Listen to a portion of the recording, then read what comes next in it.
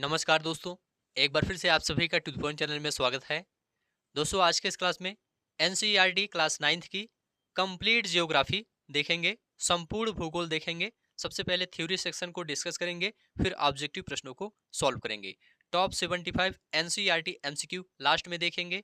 आप सभी लोग इस क्लास को पूरा ध्यान से देखिए, क्योंकि यह क्लास आपके सभी प्रतियोगी परीक्षाओं के लिए काफ़ी ज़्यादा इम्पोर्टेंट है। तो चलिए शुरू करते हैं। सबसे पहले थ्योरी सेक्शन को डिस्कस करते हैं। पहला टॉपिक है दोस्तों, भारत, आकार और स्थिति। सबसे पहले भारत की स्थिति के बारे में देखेंगे। देखिए दोस्तों, भारत उत्तरी गोलार्ध में स्थित है और इसका मुख्य भाग 8 डिग्री 4 मिनट उत्तर से 37 डिग्री 6 मिनट उत्तर अक्षांश तथा 68 डिग्री 7 मिनट पूर्व से 97 डिग्री 25 मिनट पूर्व देशांतर तक है। एग्जाम में पूछा जाता है भारत किस गोलार्ध में स्थित है, तो याद रखिएगा उत्तरी गोलार्ध में स्थित है। कर्क रेखा 23 डिग्री 30 मिनट उत्तर में देश को लगभग दो बराबर भागों में बांटती है। मुख्य भूभाग के दक्षिण पूर्व में अंडमान और निकोबार द्वीप समूह, बंगाल की खाड़ी में तथा दक्षिण पश्चिम में लक्षद्वीप द्वीप समूह अरब सागर में स्थित है। भारतीय संघ राज्य का सबसे दक्षिणी बिंदु, जो इंदिरा बिंदु कहा जाता था, सन 2004 में सुनामी लहरों के कारण समुद्र में जलमग्न हो गया है। तो इस पॉइंट को भी आप लोग याद रखिएगा। भारत के आकार के बारे में यहाँ पर जानेंगे। भारत के भूभाग का कुल क्षेत्रफल लगभग 32.8 लाख वर्ग किलोमीटर है। भारत का क्षेत्रफल विश्व के कुल भौगोलिक क्षेत्रफल का 2.4% है। याद रखिएगा, भारत का जो क्षेत्रफल है यह विश्व के कुल भौगोलिक क्षेत्रफल का 2.4% है। भारत विश्व का 7वां बड़ा देश है। भारत की स्थल सीमा रेखा लगभग 15,200 किलोमीटर और समुद्री तट रेखा अंडमान और निकोबार द्वीप समूह तथा लक्षद्वीप समूह के साथ 7516.6 किलोमीटर है। ये सभी पॉइंट आप लोग ध्यान से देखते हुए चलिए, इससे संबंधित प्रश्न आगे देखने को मिलेगा। भारत के उत्तर पश्चिम, उत्तर तथा उत्तर पूर्वीय सीमा पर नवीनतम वलित पर्वत है। इसके दक्षिण का भूभाग उत्तर में चौड़ा है और 22 डिग्री उत्तरी अक्षांश से हिंद महासागर की ओर संकरा होता गया है। इसके पश्चिम में अरब सागर तथा पूर्व में बंगाल की खाड़ी स्थित है। अक्षांश और देशांतर का विस्तार लगभग 30 डिग्री है, परंतु फिर भी पूर्व पश्चिम का विस्तार उत्तर दक्षिण के विस्तार की अपेक्षा कम प्रतीत होता है। गुजरात से अरुणाचल प्रदेश के स्थानीय समय में 2 घंटे का अंतर है। अतः 82 डिग्री 30 मिनट पूर्व देशांतर रेखा को भारत की मानक यामोत्तर माना गया है। याद रखिएगा, 82 डिग्री 30 मिनट पूर्व देशांतर रेखा को भारत की मानक यामोत्तर माना गया है, जो कि उत्तर प्रदेश में मिर्जापुर से गुजरती है।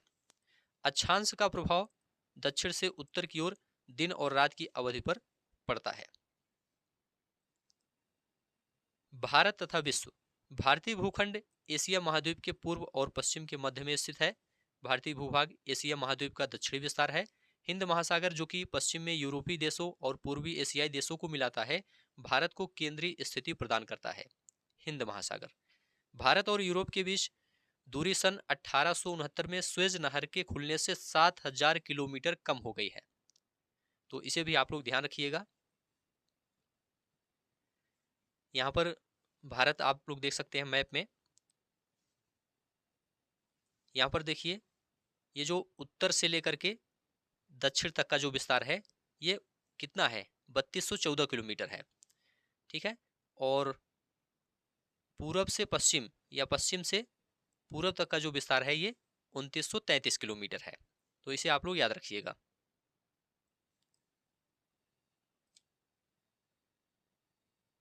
भारत के पड़ोसी देश। भारत का दक्षिण एशिया में एक महत्वपूर्ण स्थान है। भारत में 28 राज्य और 8 केंद्र शासित प्रदेश हैं। भारत की भूमि की सीमाएं उत्तर पश्चिम में पाकिस्तान और अफगानिस्तान के साथ, उत्तर में चीन, तिब्बत, नेपाल और भूटान के साथ तथा पूर्व में म्यांमार व बांग्लादेश के साथ है। दक्षिण में समुद्र पार हमारे पड़ोसी 2 द्वीप समूह राष्ट्र श्रीलंका और मालदीव हैं। भारत और श्रीलंका के बीच में छोटा समुद्री रास्ता पाक जलसंधि तथा मन्नार की खाड़ी है। इसे आप लोग याद रखिएगा, एग्जाम में पूछा जाता है। पाक जलसंधि तथा मन्नार की खाड़ी भारत और श्रीलंका के बीच में छोटा समुद्री रास्ता है। मालदीव लक्षद्वीप समूह के दक्षिण में स्थित है। यहाँ पर इमेज में आप लोग देख सकते हैं, यहाँ पर देखिए पाकिस्तान की स्थिति, यहाँ पर आप लोग देख सकते हैं ये पूरा पाकिस्तान है, और इसके बगल में यहाँ से आप लोग देखिए अफगानिस्तान है, और यहाँ पर ये पूरा चीन का भूभाग है, यहाँ पर आप लोग देख सकते हैं, और भूटान यहाँ पर है, नेपाल आपका यहाँ पर लगा हुआ है, बांग्लादेश आप लोग देख सकते हैं यहाँ पर है, म्यांमार आपका यहाँ पर है, यहाँ पर आप लोग देख सकते हैं, श्रीलंका यहाँ पर देखिए समुद्र में नीचे दक्षिण दिशा में, और मालदीव आपका यहाँ पर है। तो इस तरह से आप लोग पड़ोसी देशों की स्थिति यहाँ पर देख सकते हैं मैप में। चलिए आगे बढ़ते हैं।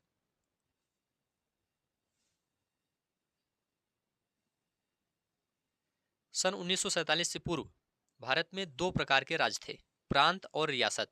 वायसराय द्वारा नियुक्त अंग्रेज अधिकारी प्रांतों पर शासन करते थे, और रियासतों का शासन स्थानीय शासकों द्वारा पैतृकता के आधार पर अंग्रेजी शासकों की प्रभुसत्ता मानकर स्वायत्तता से किया जाता था।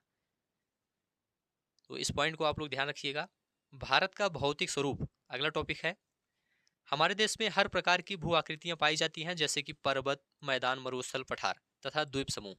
भारत की भूमि बहुत अधिक भौतिक विभिन्नताओं को दर्शाती है। भूगर्भीय तौर पर प्रायद्वीपीय पठार पृथ्वी की सतह का प्राचीनतम भाग है। इसे भूमि का एक बहुत ही स्थिर भाग माना जाता था, परंतु हाल के भूकंपों ने इसे गलत साबित किया है।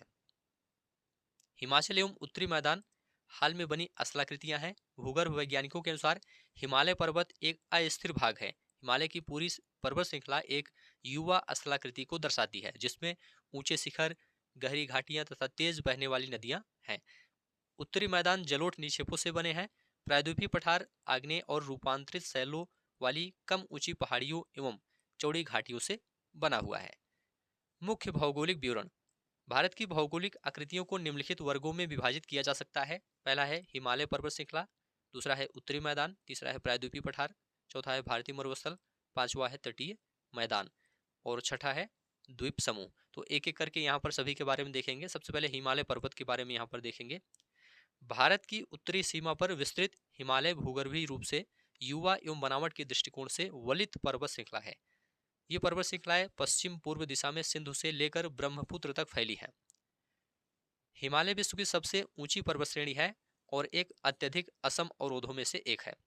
ये 2400 किलोमीटर की लंबाई में फैले एक अर्धवृत्त का निर्माण करते हैं।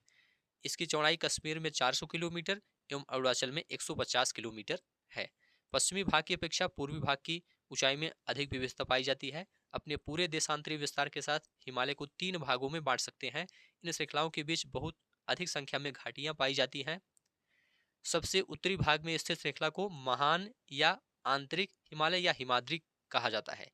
याद रखिएगा, सबसे उत्तरी भाग में स्थित श्रृंखला को महान या आंतरिक हिमालय या हिमाद्री कहा जाता है। यह सबसे अधिक सतत श्रृंखला है, जिसमें 6000 मीटर की औसत ऊंचाई वाले सर्वाधिक ऊंचे शिखर हैं।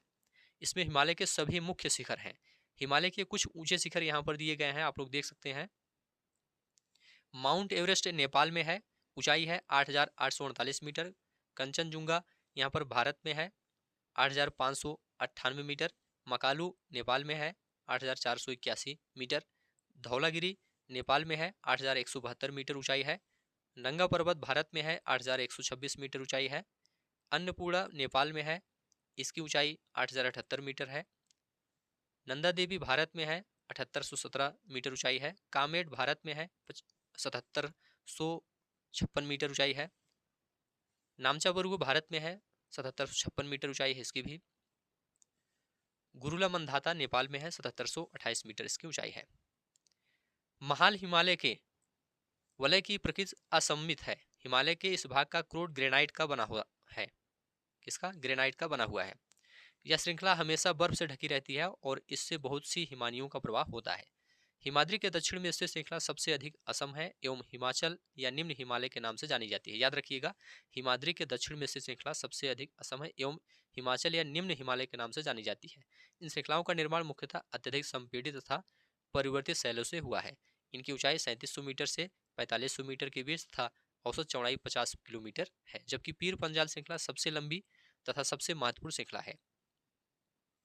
धौलाधर एवं महाभारत श्रृंखलाएं भी महत्वपूर्ण है। इसी श्रृंखला में कश्मीर की घाटी तथा हिमाचल के कांगड़ा एवं कुल्लू की घाटियां स्थित है।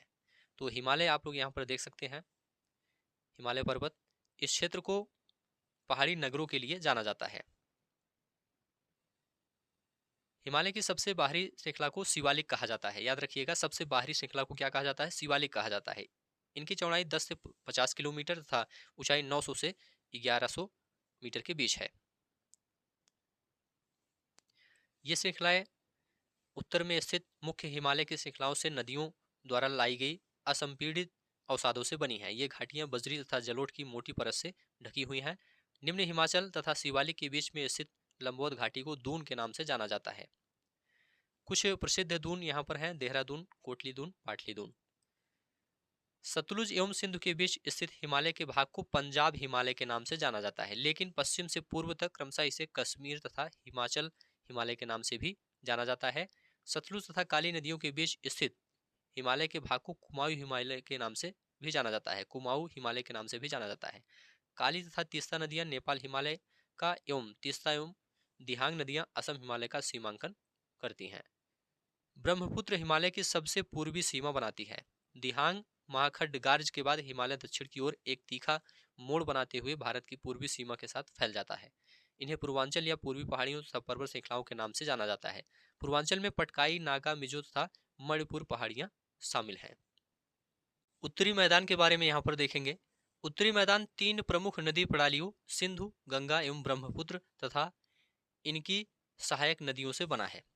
यह मैदान जलोढ़ मृदा से बना है। लाखों वर्षों में हिमालय के गिरिपाद में स्थित बहुत बड़े बेसिन में जलोढ़ों का निक्षेप हुआ, जिससे इस उपजाऊ मैदान का निर्माण हुआ है। इसका विस्तार 7 लाख वर्ग किलोमीटर के क्षेत्र पर है। यह मैदान लगभग 2400 किलोमीटर लंबा एवं 240 से 320 किलोमीटर चौड़ा है। यह सघन जनसंख्या वाला भौगोलिक क्षेत्र है।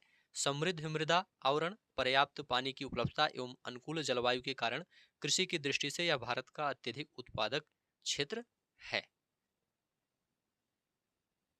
ब्रह्मपुत्र नदी में स्थित माजुली विश्व का सबसे बड़ा नदी द्वीप है, जहां लोगों का निवास है। तो विश्व का सबसे बड़ा नदी द्वीप माजुली है, इसे याद रखिएगा। उत्तरी पर्वतों से आने वाली नदियां निक्षेपण कार्य में लगी हैं।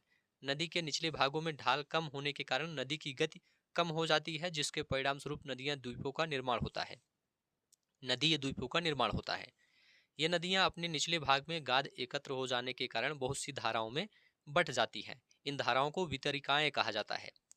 क्या कहा जाता है? वितरिकाएं कहा जाता है। दोआब का अर्थ, दोआब का अर्थ दो नदियों के बीच का भाग। दोआब 2 शब्दों से मिलकर बना है, दो तथा आब अर्थात पानी।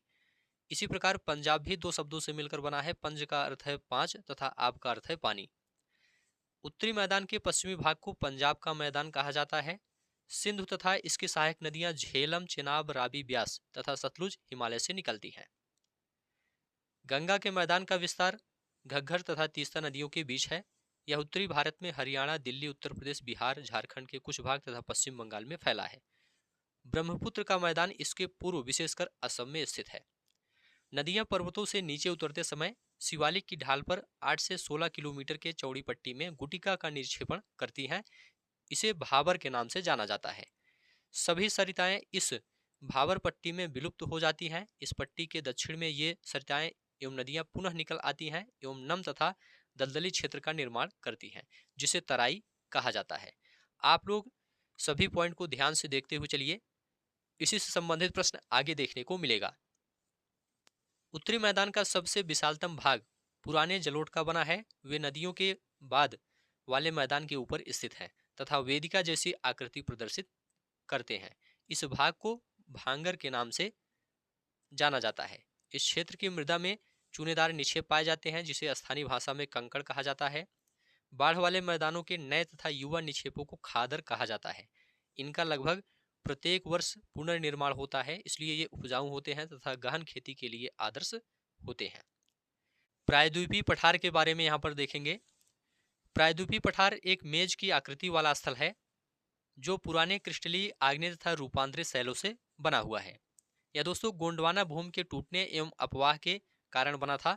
तथा यही कारण है कि यह प्राचीनतम भूभाग का एक हिस्सा है। इस पठारी भाग में चौड़ी तथा छिछली घाटियां एवं गोलाकार पहाड़ियां हैं।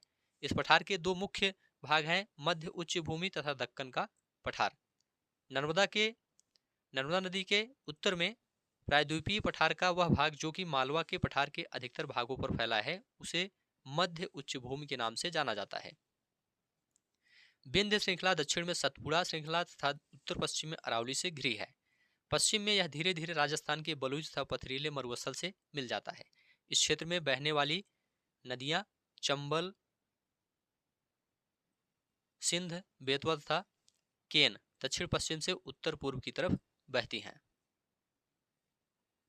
इस पठार के पूर्वी विस्तार को स्थानीय रूप से बुंदेलखंड तथा बघेलखंड के नाम से जाना जाता है। इसके पूर्व के विस्तार को दामोदर नदी द्वारा अपवाहित छोटा नागपुर पठार दर्शाता है। यह नर्मदा नदी के दक्षिण में स्थित है। उत्तर में इसके चौड़े आधार पर सतपुड़ा की श्रृंखला है, जबकि महादेव, कैमूर की पहाड़ी तथा मैकाल श्रृंखला इसके पूर्वी विस्तार हैं। दक्षिण का पठार पश्चिम में ऊंचा एवं पूर्व की ओर कम ढाल वाला है। इस पठार का एक भाग उत्तर पूर्व में भी देखा जाता है, जिसे स्थानीय रूप से मेघालय, कार्बी एंगलोंग पठार तथा उत्तर कछार पहाड़ी के नाम से जाना जाता है। यह एक भ्रंश के द्वारा छोटा नागपुर पठार से अलग हो गया है। पश्चिम से पूर्व की ओर तीन महत्वपूर्ण श्रृंखलाएं गारो, खासी तथा जयंतियां हैं। दक्षिण के पठार के पूर्वी एवं पश्चिमी सिरे पर क्रमशः पूर्वी तथा पश्चिमी घाट स्थित है। पश्चिमी घाट पूर्वी घाट की अपेक्षा ऊंचे हैं। पूर्वी घाट के 600 मीटर की औसत ऊंचाई की तुलना में पश्चिमी घाट की ऊंचाई 900 से 1600 मीटर है। पश्चिमी घाट की ऊंचाई उत्तर से दक्षिण की ओर बढ़ती जाती है। इस भाग के शिखर ऊंचे हैं। जैसे अनाईमुड़ी 2695 मीटर ऊंचा है, डोडा बेटा 2633 मीटर। पूर्वी घाट का सबसे ऊंचा शिखर महेंद्रगिरी 1500 मीटर है। ये सभी आप लोग याद रखिएगा, एग्जाम में पूछा जाता है। पूर्वी घाट के दक्षिण पश्चिम में सेवराज तथा जावेड़ी की पहाड़ियां स्थित हैं। प्रायद्वीपीय पठार की एक विशेषता यहाँ पाई जाने वाली काली मृदा है, जिसे दक्कन ट्रैप के नाम से भी जाना जाता है। इसकी उत्पत्ति ज्वालामुखी से हुई है, इसलिए इसके शैल आग्नेय हैं। अरावली की पहाड़ियां प्रायद्वीपीय पठार के पश्चिमी एवं उत्तर पश्चिमी किनारे पर स्थित है। ये बहुत अधिक अपर्दित एवं खंडित पहाड़ियां हैं। ये गुजरात से लेकर दिल्ली तक दक्षिण पश्चिम एवं उत्तर पूर्व दिशा में फैली हैं। भारतीय मरुस्थल के बारे में यहाँ पर देखेंगे। अरावली पहाड़ी के पश्चिमी किनारे पर थार का मरुस्थल स्थित है। यह बालू के टिब्बों से ढका एक तरागत मैदान है। इस क्षेत्र में प्रतिवर्ष 150 मिमी से भी कम वर्षा होती है। इस शुष्क जलवायु वाले क्षेत्र में वनस्पति बहुत कम है। वर्षा ऋतु में ही कुछ सरिताएं दिखती हैं और उसके बाद वे बालू में ही विलीन हो जाती हैं। पर्याप्त जल नहीं मिलने से वे समुद्र तक नहीं पहुंच पाती हैं। केवल लूनी ही इस क्षेत्र की सबसे बड़ी नदी है। बरकान अर्धचंद्राकार बालू का टीला का विस्तार बहुत अधिक क्षेत्र पर होता है, लेकिन लंबवत टीले भारत पाकिस्तान सीमा के समीप प्रमुखता से पाए जाते हैं। तटीय मैदान प्रायद्वीपीय पठार के किनारों संकीर्ण तटीय पट्टियों का विस्तार है। यह पश्चिम में अरब सागर से लेकर पूर्व में बंगाल की खाड़ी तक विस्तृत है। पश्चिमी तट पश्चिमी घाट तथा अरब सागर के बीच स्थित एक संकीर्ण मैदान है। इस मैदान के 3 भाग हैं। तट के उत्तरी भाग को कोंकण, मुंबई तथा गोवा, मध्य भाग को कन्नड़ मैदान एवं दक्षिणी भाग को मालाबार तट कहा जाता है। उत्तरी भाग में इसे उत्तरी सरकार कहा जाता है, जबकि दक्षिणी भाग कोरोमंडल तट के नाम से जाना जाता है। बड़ी नदियां जैसे महानदी, गोदावरी, कृष्णा तथा कावेरी इस तट पर विशाल डेल्टा का निर्माण करती हैं। चिल्का झील पूर्वी तट पर स्थित एक महत्वपूर्ण भूलक्षण है। चिल्का झील भारत में खारे पानी की सबसे बड़ी झील है। यह उड़ीसा में महानदी डेल्टा के दक्षिण में स्थित है। सभी पॉइंट आप लोग ध्यान से देखते हुए चलिए, ये सभी पॉइंट काफी ज्यादा इंपॉर्टेंट हैं। द्वीप समूह के बारे में यहाँ पर देखेंगे। भारत में 2 द्वीपों का समूह स्थित है। केरल के मालाबार तट के पास लक्षद्वीप स्थित है। द्वीपों का यह समूह छोटे प्रवाल द्वीपों से बना है। पहले इनको लकाद्वीप, मिनिकॉय तथा एमिन द्वीप के नाम से जाना जाता था। 1973 में इनका नाम लक्षद्वीप रखा गया। यह 32 वर्ग किलोमीटर के छोटे से क्षेत्र में फैला है। कवारत्ती द्वीप लक्षद्वीप का प्रशासनिक मुख्यालय है। इस द्वीप समूह पर पादप तथा जंतु के बहुत से प्रकार पाए जाते हैं। पिटली द्वीप, जहां मनुष्य का निवास नहीं है, वहां एक पक्षी अभयारण्य है। बंगाल की खाड़ी में उत्तर से दक्षिण की तरफ अंडमान एवं निकोबार द्वीप है। यह द्वीप समूह मुख्यतः दो भागों में बांटा गया है, उत्तर में अंडमान तथा दक्षिण में निकोबार। यह माना जाता है कि यह द्वीप समूह निमज्जित पर्वत श्रेणियों के शिखर हैं। यह द्वीप समूह देश की सुरक्षा के लिए बहुत ही महत्वपूर्ण है। भारत का एकमात्र सक्रिय ज्वालामुखी अंडमान तथा निकोबार द्वीप समूह के बैरन द्वीप पर स्थित है। इसे आप लोग याद रखिएगा। प्रवाल पॉलिप्स के बारे में यहाँ पर देखेंगे। प्रवाल पॉलिप्स कम समय तक जीवित रहने वाले सूक्ष्म प्राणी हैं जो कि समूह में रहते हैं। इनका विकास छिछले तथा गर्म जल में होता है। इनसे कैल्शियम कार्बोनेट का स्राव होता है। प्रवाल स्राव एवं प्रवाल अस्थियां टीले के रूप में निक्षेपित होती हैं। ये मुख्यतः 3 प्रकार के होते हैं: प्रवाल रोधिका, तटीय प्रवाल भित्ति, प्रवाल वलय द्वीप। ऑस्ट्रेलिया का ग्रेट बैरियर रीफ प्रवाल रोधिका का अच्छा उदाहरण माना जाता है। प्रवाल वलय द्वीप गोलाकार या हार्सशू आकार वाले रोधिका होते हैं। तटीय क्षेत्र मत्स्य और पोत संबंधी क्रियाकलापों के लिए उपयुक्त स्थान है। अपवाह के बारे में यहाँ पर देखेंगे। अपवाह शब्द एक क्षेत्र के नदी तंत्र की व्याख्या करता है। एक नदी तंत्र द्वारा जिस क्षेत्र का जल प्रवाहित होता है उसे एक अपवाह द्रोणी कहते हैं। विश्व की सबसे बड़ी अपवाह द्रोणी अमेजन नदी की है। भारत में अपवाह तंत्र के बारे में देखेंगे। भारत के अपवाह तंत्र का नियंत्रण मुख्यतः भौगोलिक आकृतियों के द्वारा होता है। इस आधार पर भारतीय नदियों को 2 मुख्य वर्गों में विभाजित किया गया है: हिमालय की नदियां तथा प्रायद्वीपीय नदियां। 2 भागों में विभाजित किया गया है। हिमालय की अधिकतर नदियां दोस्तों 12 मासी नदियां होती हैं, इसे आप लोग ध्यान रखिएगा। इनमें वर्ष भर पानी रहता है क्योंकि इन्हें वर्षा के अतिरिक्त ऊंचे पर्वतों से पिघलने वाले हिम द्वारा भी जल प्राप्त होता है। हिमालय की 2 मुख्य नदियां सिंधु तथा ब्रह्मपुत्र इस पर्वतीय श्रृंखला के उत्तरी भाग से निकलती हैं। इन नदियों ने पर्वतों को काटकर गार्जों का निर्माण किया है। ये अपने मार्ग के ऊपरी भागों में तीव्र अपरदन क्रिया करती हैं तथा अपने साथ भारी मात्रा में सिल्ट एवं बालू का संवहन करती हैं। मध्य एवं निचले भागों में ये नदियां विसर्प, गोखुर झील तथा अपने बाढ़ वाले मैदानों में बहुत सी अन्य निक्षेपण आकृतियों का निर्माण करती हैं। ये पूर्ण विकसित डेल्टाओं का भी निर्माण करती हैं। तो यहाँ पर आप लोग देख सकते हैं पूर्ण विकसित डेल्टा, यहाँ पर आप लोग देख सकते हैं। यहाँ पर गोखुर झील और विसर्प को इंडिकेट किया गया है, यहाँ पर दर्शाया गया है। इमेज में आप लोग देख सकते हैं। अधिकतर प्रायद्वीपीय नदियां मौसमी होती हैं क्योंकि इनका प्रवाह वर्षा पर निर्भर करता है। शुष्क मौसम में बड़ी नदियों का जल भी घटकर छोटी छोटी धाराओं में बहने लगता है। हिमालय की नदियों की तुलना में प्रायद्वीपीय नदियों की लंबाई कम तथा छिछली है। प्रायद्वीपीय भारत की अधिकतर नदियां पश्चिमी घाट से निकलती हैं तथा बंगाल की खाड़ी की तरफ बहती हैं।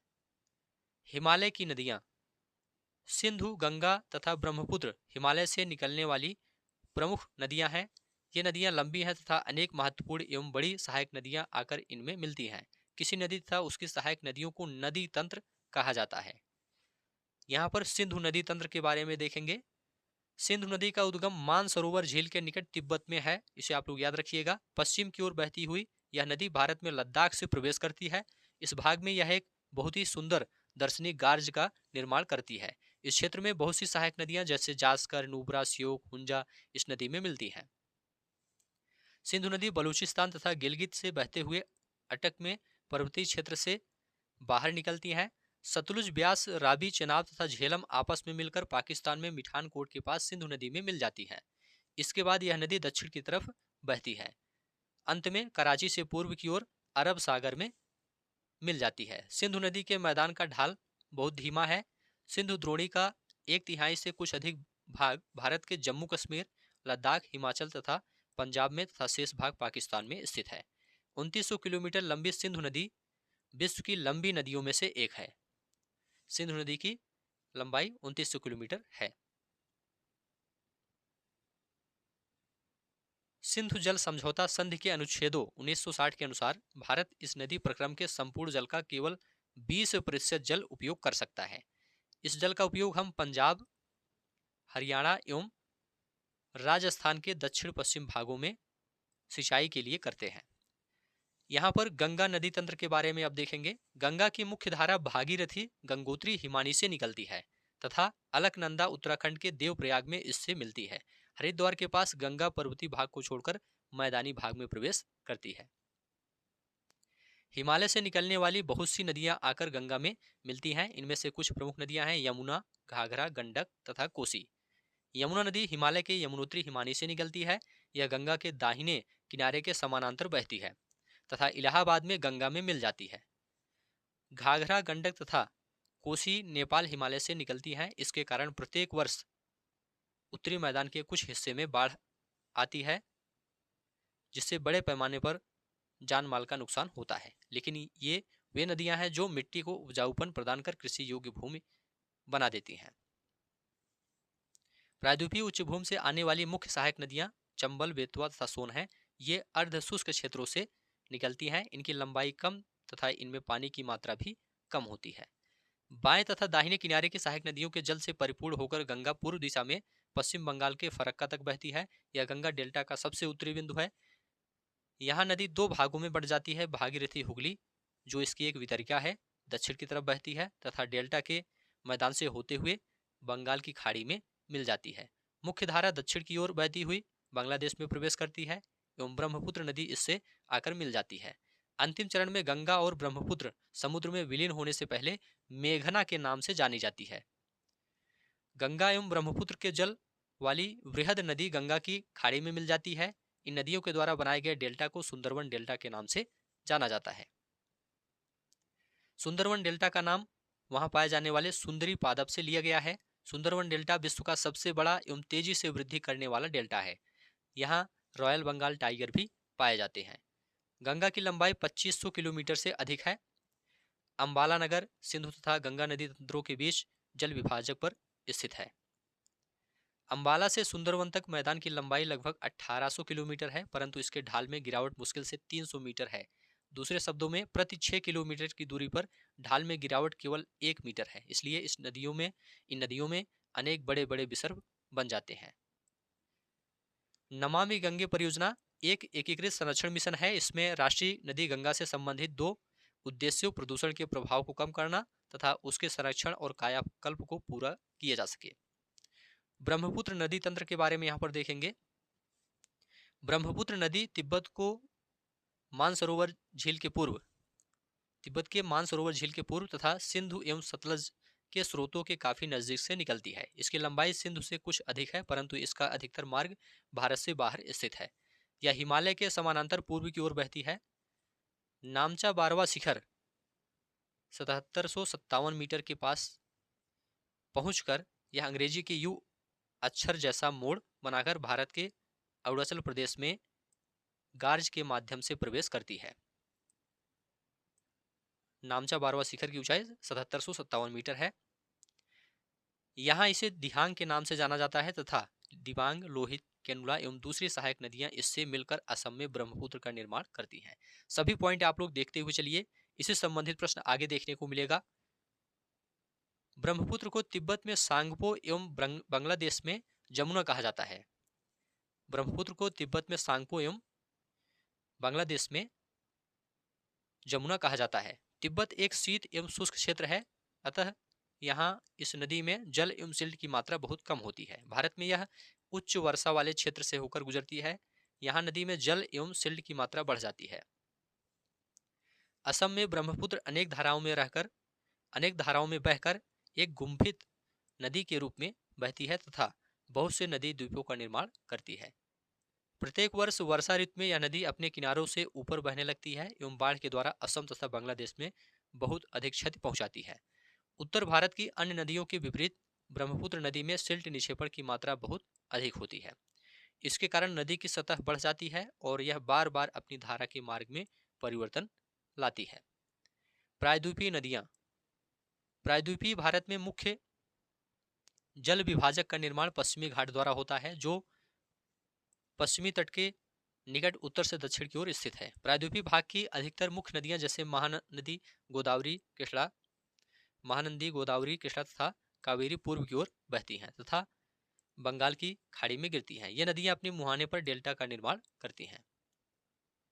पश्चिमी घाट से पश्चिम में बहने वाली अनेक छोटी धाराएं हैं। नर्मदा एवं तापी दो ही बड़ी नदियां हैं जो कि पश्चिम की तरफ बहती हैं और ज्वार नद मुख का निर्माण करती हैं। प्रायद्वीपीय नदियों की अपवाह द्रोणियां आकार में अपेक्षाकृत छोटी हैं। नर्मदा द्रोणी के बारे में यहाँ पर देखेंगे। नर्मदा का उद्गम मध्य प्रदेश में अमरकंटक पहाड़ी के निकट है। यह पश्चिम की ओर भ्रंश घाटी में बहती है। जबलपुर के निकट संगमरमर के शैलों में यह नदी गहरे गार्ज से बहती है तथा जहां यह नदी तीव्र ढाल से गिरती है वहां धुआंधार प्रपात का निर्माण करती है। नर्मदा की सभी सहायक नदियां बहुत छोटी हैं। इनमें से अधिकतर समकोण पर मुख्य धारा से मिलती हैं। नर्मदा द्रोणी मध्य प्रदेश तथा गुजरात के कुछ भागों में विस्तृत है। नर्मदा नदी के संरक्षण के लिए मध्य प्रदेश सरकार द्वारा नमामि देवी नर्मदे के नाम की एक योजना प्रारंभ की गई है। इसे भी आप लोग ध्यान रखिएगा। तापी द्रोणी के बारे में यहाँ पर देखेंगे। तापी का उद्गम दोस्तों मध्य प्रदेश के बैतूल जिले में सतपुड़ा की श्रृंखलाओं में है। यह भी नर्मदा के समानांतर एक अंश पाटी में बहती है, लेकिन इसकी लंबाई बहुत कम है। इसकी द्रोणी मध्य प्रदेश, गुजरात तथा महाराष्ट्र राज्य में है। पश्चिम की ओर बहने वाली मुख्य नदियां साबरमती, माही, भारत पूजा तथा पेरियार हैं। इसे आप लोग याद रखिएगा। गोदावरी द्रोणी के बारे में यहाँ पर देखेंगे। गोदावरी सबसे बड़ी प्रायद्वीपीय नदी है। यह महाराष्ट्र के नासिक जिले में पश्चिम घाट की ढालों से निकलती है। इसकी लंबाई लगभग 1500 किलोमीटर है। यह बहकर बंगाल की खाड़ी में गिरती है। प्रायद्वीपीय नदियों में इसका अपवाह तंत्र सबसे बड़ा है। इसकी द्रोणी महाराष्ट्र नदी द्रोणी का 50% भाग मध्य प्रदेश, उड़ीसा तथा आंध्र प्रदेश में स्थित है। गोदावरी में अनेक सहायक नदियां मिलती हैं, जैसे पूर्णा, वर्धा, प्राणहिता, मांजरा, वेनगंगा और पेनगंगा। इनमें से अंतिम तीनों सहायक नदियां बहुत बड़ी हैं। बड़े आकार और विस्तार के कारण इसे दक्षिण गंगा के नाम से भी जाना जाता है। महानदी द्रोणी के बारे में यहाँ पर देखेंगे। महानदी का उद्गम छत्तीसगढ़ की उच्च भूमि से है तथा यह उड़ीसा से बहते हुए बंगाल की खाड़ी में मिल जाती है। इस नदी की लंबाई 860 किलोमीटर है। इसकी अपवाह द्रोणी महाराष्ट्र, छत्तीसगढ़, झारखंड तथा उड़ीसा में है। कृष्णा द्रोणी महाराष्ट्र के पश्चिमी घाट में महाबलेश्वर के निकट एक स्रोत से निकलकर कृष्णा लगभग 1400 किलोमीटर बहकर बंगाल की खाड़ी में गिरती है। तुंगभद्रा, कोयना, घाट प्रभा, मूसी तथा भीमा इसकी कुछ सहायक नदियां हैं। इसकी द्रोणी महाराष्ट्र, कर्नाटक तथा आंध्र प्रदेश में फैली है। महाराष्ट्र, कर्नाटक तथा आंध्र प्रदेश में फैली है। कावेरी द्रोणी कावेरी पश्चिमी घाट के ब्रह्मगिरी श्रृंखला से निकलती है तथा तमिलनाडु में कुटलूर के दक्षिण में बंगाल की खाड़ी में मिल जाती है। इसकी लंबाई 760 किलोमीटर है। इसकी प्रमुख सहायक नदियां हैं अमरावती, भवानी, हेमावती तथा काबिनी। इसकी द्रोणी तमिलनाडु, केरल तथा कर्नाटक में विस्तृत है। इन बड़ी नदियों के अतिरिक्त कुछ छोटी नदियां हैं जो पूर्व की तरफ बहती हैं। दामोदर, ब्रह्मणी, वैतरणी तथा सुवर्ण रेखा कुछ महत्वपूर्ण नदियां हैं। कुछ महत्वपूर्ण उदाहरण हैं। भारत में दूसरा सबसे बड़ा जलप्रपात कावेरी नदी बनाती है। इसे शिव समुद्रम के नाम से जाना जाता है। प्रपात द्वारा उत्पादित विद्युत मैसूर, बेंगलोर तथा कोलार स्वर्ण क्षेत्र को प्रदान की जाती है। तो इसे भी आप लोग ध्यान रखिएगा। भारत में दूसरा सबसे बड़ा जलप्रपात कावेरी नदी बनाती है।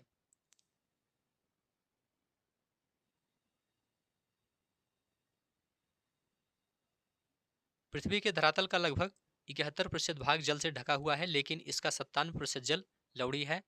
केवल 3% ही स्वच्छ जल के रूप में उपलब्ध है, जिसका 3/4 भाग हिमानी के रूप में है। झीलें पृथ्वी की सतह के गर्त वाले भागों में जहां जल जमा हो जाता है उसे झील कहते हैं। बड़े आकार वाली झीलों को समुद्र कहा जाता है, जैसे कैस्पियन, मृत तथा अरल सागर। एक विसर्प नदी बाढ़ वाले क्षेत्रों में कटकर गौखुर झील का निर्माण करती है। स्पिट तथा बार रोधिका तटीय क्षेत्रों में लैगून का निर्माण करते हैं, जैसे चिल्का झील, पुलिकट झील तथा कोलेरू झील। अंतर्देशीय भागों वाली झीलें कभी कभी मौसमी होती हैं। उदाहरण के लिए राजस्थान की सांभर झील, जो एक लवण जल वाली झील है, इसके जल का उपयोग नमक के निर्माण के लिए किया जाता है। मीठे पानी की अधिकांश झीलें हिमालय क्षेत्र में हैं। ये मुख्यतः हिमानी द्वारा बनी हैं। जम्मू तथा कश्मीर की उलर झील भूगर्भीय क्रियाओं से बनी है। यह भारत की सबसे बड़ी मीठे पानी वाली प्राकृतिक झील है, उलर झील। डल झील, भीमताल, नैनीताल, लोकतक तथा बड़ा पानी कुछ अन्य महत्वपूर्ण मीठे पानी की झीलें हैं। इसके अतिरिक्त जल विद्युत उत्पादन के लिए नदियों पर बांध बनाने से भी झील का निर्माण हो जाता है, जैसे गुरु गोविंद सागर भाखड़ा नांगल परियोजना। राष्ट्रीय नदी संरक्षण योजना NRCP देश में नदी सफाई कार्यक्रम का शुभारंभ 1985 में गंगा एक्शन प्लान के साथ आरंभ हुआ था। 1995 में राष्ट्रीय नदी संरक्षण योजना के तहत अन्य नदियों को जोड़ने के लिए गंगा कार्य योजना का विस्तार किया गया। नदियां देश में जल का प्रमुख स्रोत हैं। एनआरसीपी का उद्देश्य नदियों के जल में प्रदूषण को कम करके जल की गुणवत्ता में सुधार करना है। जलवायु के बारे में यहाँ पर अब देखेंगे।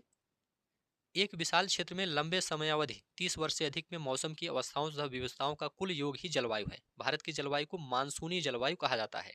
मानसून शब्द की व्युत्पत्ति अरबी शब्द मौसम से हुई है, जिसका शाब्दिक अर्थ है मौसम। तो भारत की जलवायु कैसी है? मानसूनी है। मानसून का अर्थ एक वर्ष के दौरान वायु की दिशा में ऋतु के अनुसार परिवर्तन है। कुछ क्षेत्रों में रात एवं दिन के तापमान में बहुत अधिक अंतर होता है। थार के मरुस्थल में दिन का तापमान 50 डिग्री सेंटीग्रेड तक हो सकता है, जबकि उसी रात यह नीचे गिरकर 15 डिग्री सेंटीग्रेड तक पहुंच सकता है। दूसरी ओर केरल या अंडमान एवं निकोबार में दिन तथा रात का तापमान लगभग समान ही रहता है। देश के अधिकतर भागों में जून से सितंबर तक वर्षा होती है, लेकिन कुछ क्षेत्रों जैसे तमिलनाडु तट पर अधिकतर वर्षा अक्टूबर एवं नवंबर में होती है। जलवायु नियंत्रण। देखिए दोस्तों, किसी भी क्षेत्र की जलवायु को नियंत्रित करने वाले 6 प्रमुख कारक हैं। अक्षांश तुंगता, जिसे ऊंचाई कहा जाता है, वायु, दाब एवं पवन तंत्र, समुद्र से दूरी, महासागरीय धाराएं तथा उच्चावच लक्षण। जब कोई व्यक्ति पृथ्वी की सतह से ऊंचाई की ओर जाता है तो वायुमंडल की सघनता कम हो जाती है, तापमान घट जाता है। इसलिए पहाड़ियां गर्मी के मौसम में भी ठंडी होती हैं। किसी भी क्षेत्र का वायुदाब एवं पवन तंत्र उस स्थान के अक्षांश तथा ऊंचाई पर निर्भर करती है। समुद्र का जलवायु पर समकारी प्रभाव पड़ता है। जैसे जैसे समुद्र से दूरी बढ़ती है, यह प्रभाव कम होता जाता है एवं लोग विषम मौसमी अवस्थाओं को महसूस करते हैं। इसे महाद्वीपीय अवस्था, गर्मी में बहुत अधिक गर्म एवं सर्दी में बहुत अधिक ठंड कहा जाता है या कहते हैं। महासागरीय धाराएं समुद्र से तट की ओर चलने वाली हवाओं के साथ तटीय क्षेत्रों की जलवायु को प्रभावित करती है। भारत की जलवायु को प्रभावित करने वाले कारक यहाँ पर देखेंगे। सबसे पहले अक्षांश के बारे में यहाँ पर देखेंगे।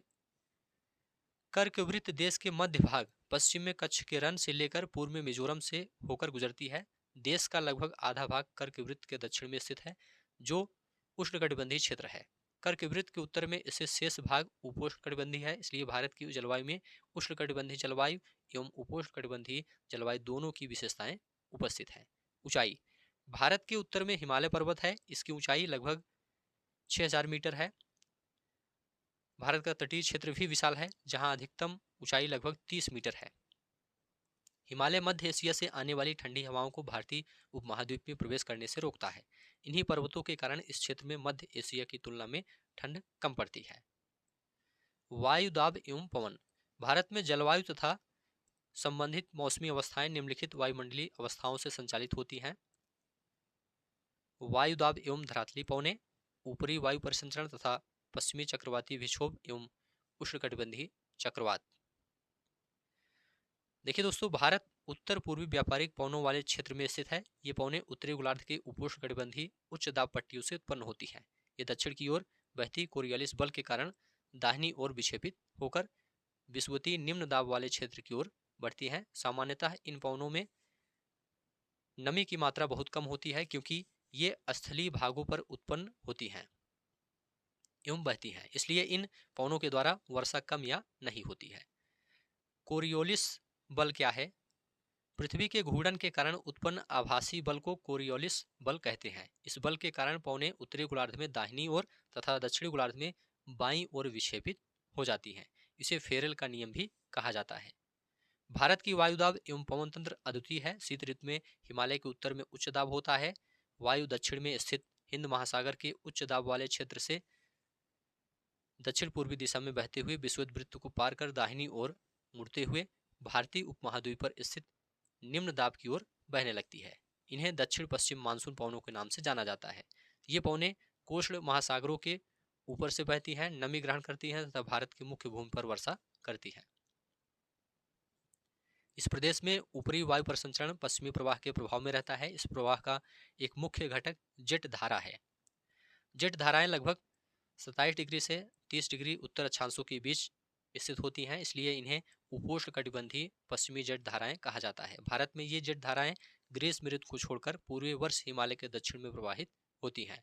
इस पश्चिमी प्रवाह के द्वारा देश के उत्तर एवं उत्तर पश्चिमी भाग में पश्चिमी चक्रवाती विक्षोभ आते हैं। गर्मियों में सूर्य की आभासी गति के साथ ही उपोष्णकटिबंधीय पश्चिमी जेट धारा हिमालय के उत्तर में चली जाती है। एक पूर्वी जेट धारा जिसे उपोष्णकटिबंधीय पूर्वी जेट धारा कहा जाता है, गर्मी के महीनों में प्रायद्वीपीय भारत के ऊपर लगभग 14 डिग्री उत्तरी अक्षांश में प्रवाहित होती है। जेट धारा ये एक संकरी पट्टी में स्थित क्षोभ मंडल में अत्यधिक ऊंचाई 12,000 मीटर से अधिक वाली पश्चिमी हवाएं होती हैं। इनकी गति गर्मी में 110 किलोमीटर प्रति घंटा एवं सर्दी में 184 किलोमीटर प्रति घंटा होती है। बहुत सी अलग अलग जेट धाराओं को पहचाना गया है। उनमें सबसे स्थिर मध्य अक्षांशीय एवं उपोष्णकटिबंधीय जेट धाराएं हैं। पश्चिमी चक्रवाती विक्षोभ सर्दी के महीनों में उत्पन्न होने वाला पश्चिमी चक्रवाती विक्षोभ भूमध्य सागरीय क्षेत्र से आने वाले पश्चिमी प्रवाह के कारण होता है। वे प्रायः भारत के उत्तर एवं उत्तर पश्चिमी क्षेत्रों को प्रभावित करते हैं। उष्णकटिबंधीय चक्रवात मानसूनी महीनों के साथ साथ अक्टूबर एवं नवंबर के महीनों में आते हैं तथा ये पूर्वी प्रवाह के एक भाग होते हैं एवं देश के तटीय क्षेत्रों को प्रभावित करते हैं। भारतीय मानसून भारत की जलवायु मानसूनी पवनों से बहुत अधिक प्रभावित है। मानसून का प्रभाव उष्णकटिबंधीय क्षेत्रों में लगभग 20 डिग्री उत्तर एवं 20 डिग्री दक्षिण के बीच रहता है। मानसून की प्रक्रिया को समझने के लिए निम्नलिखित तथ्य महत्वपूर्ण हैं। पहला तथ्य है दोस्तों, स्थल तथा जल के गर्म एवं ठंडे होने की विभेदी प्रक्रिया के कारण भारत के स्थल भाग पर निम्न दाब का क्षेत्र उत्पन्न होता है, जबकि इसके आसपास के समुद्रों के ऊपर उच्च दाब का क्षेत्र बनता है। ग्रीष्म ऋतु के दिनों में अंतः उष्णकटिबंधीय अभिसरण क्षेत्र की स्थिति गंगा के मैदान की ओर खिसक जाती है। यह विषुवतीय गर्त है जो प्रायः विषुवत वृत्त से 5 डिग्री उत्तर में स्थित होता है। इसे मानसून ऋतु में मानसून गर्त के नाम से भी जाना जाता है। हिंद महासागर में मेडागास्कर के पूर्व लगभग 20 डिग्री दक्षिण अक्षांश के ऊपर उच्च दाब वाला क्षेत्र होता है। इस उच्च दाब वाले क्षेत्र की स्थिति एवं तीव्रता भारतीय मानसून को प्रभावित करती है। ग्रीष्म ऋतु में तिब्बत का पठार बहुत अधिक गर्म हो जाता है, जिसके परिणाम स्वरूप पठार के ऊपर समुद्र तल से लगभग 9 किलोमीटर की ऊंचाई पर तीव्र ऊर्ध्वाधर वायुधाराओं एवं उच्च दाब का निर्माण होता है।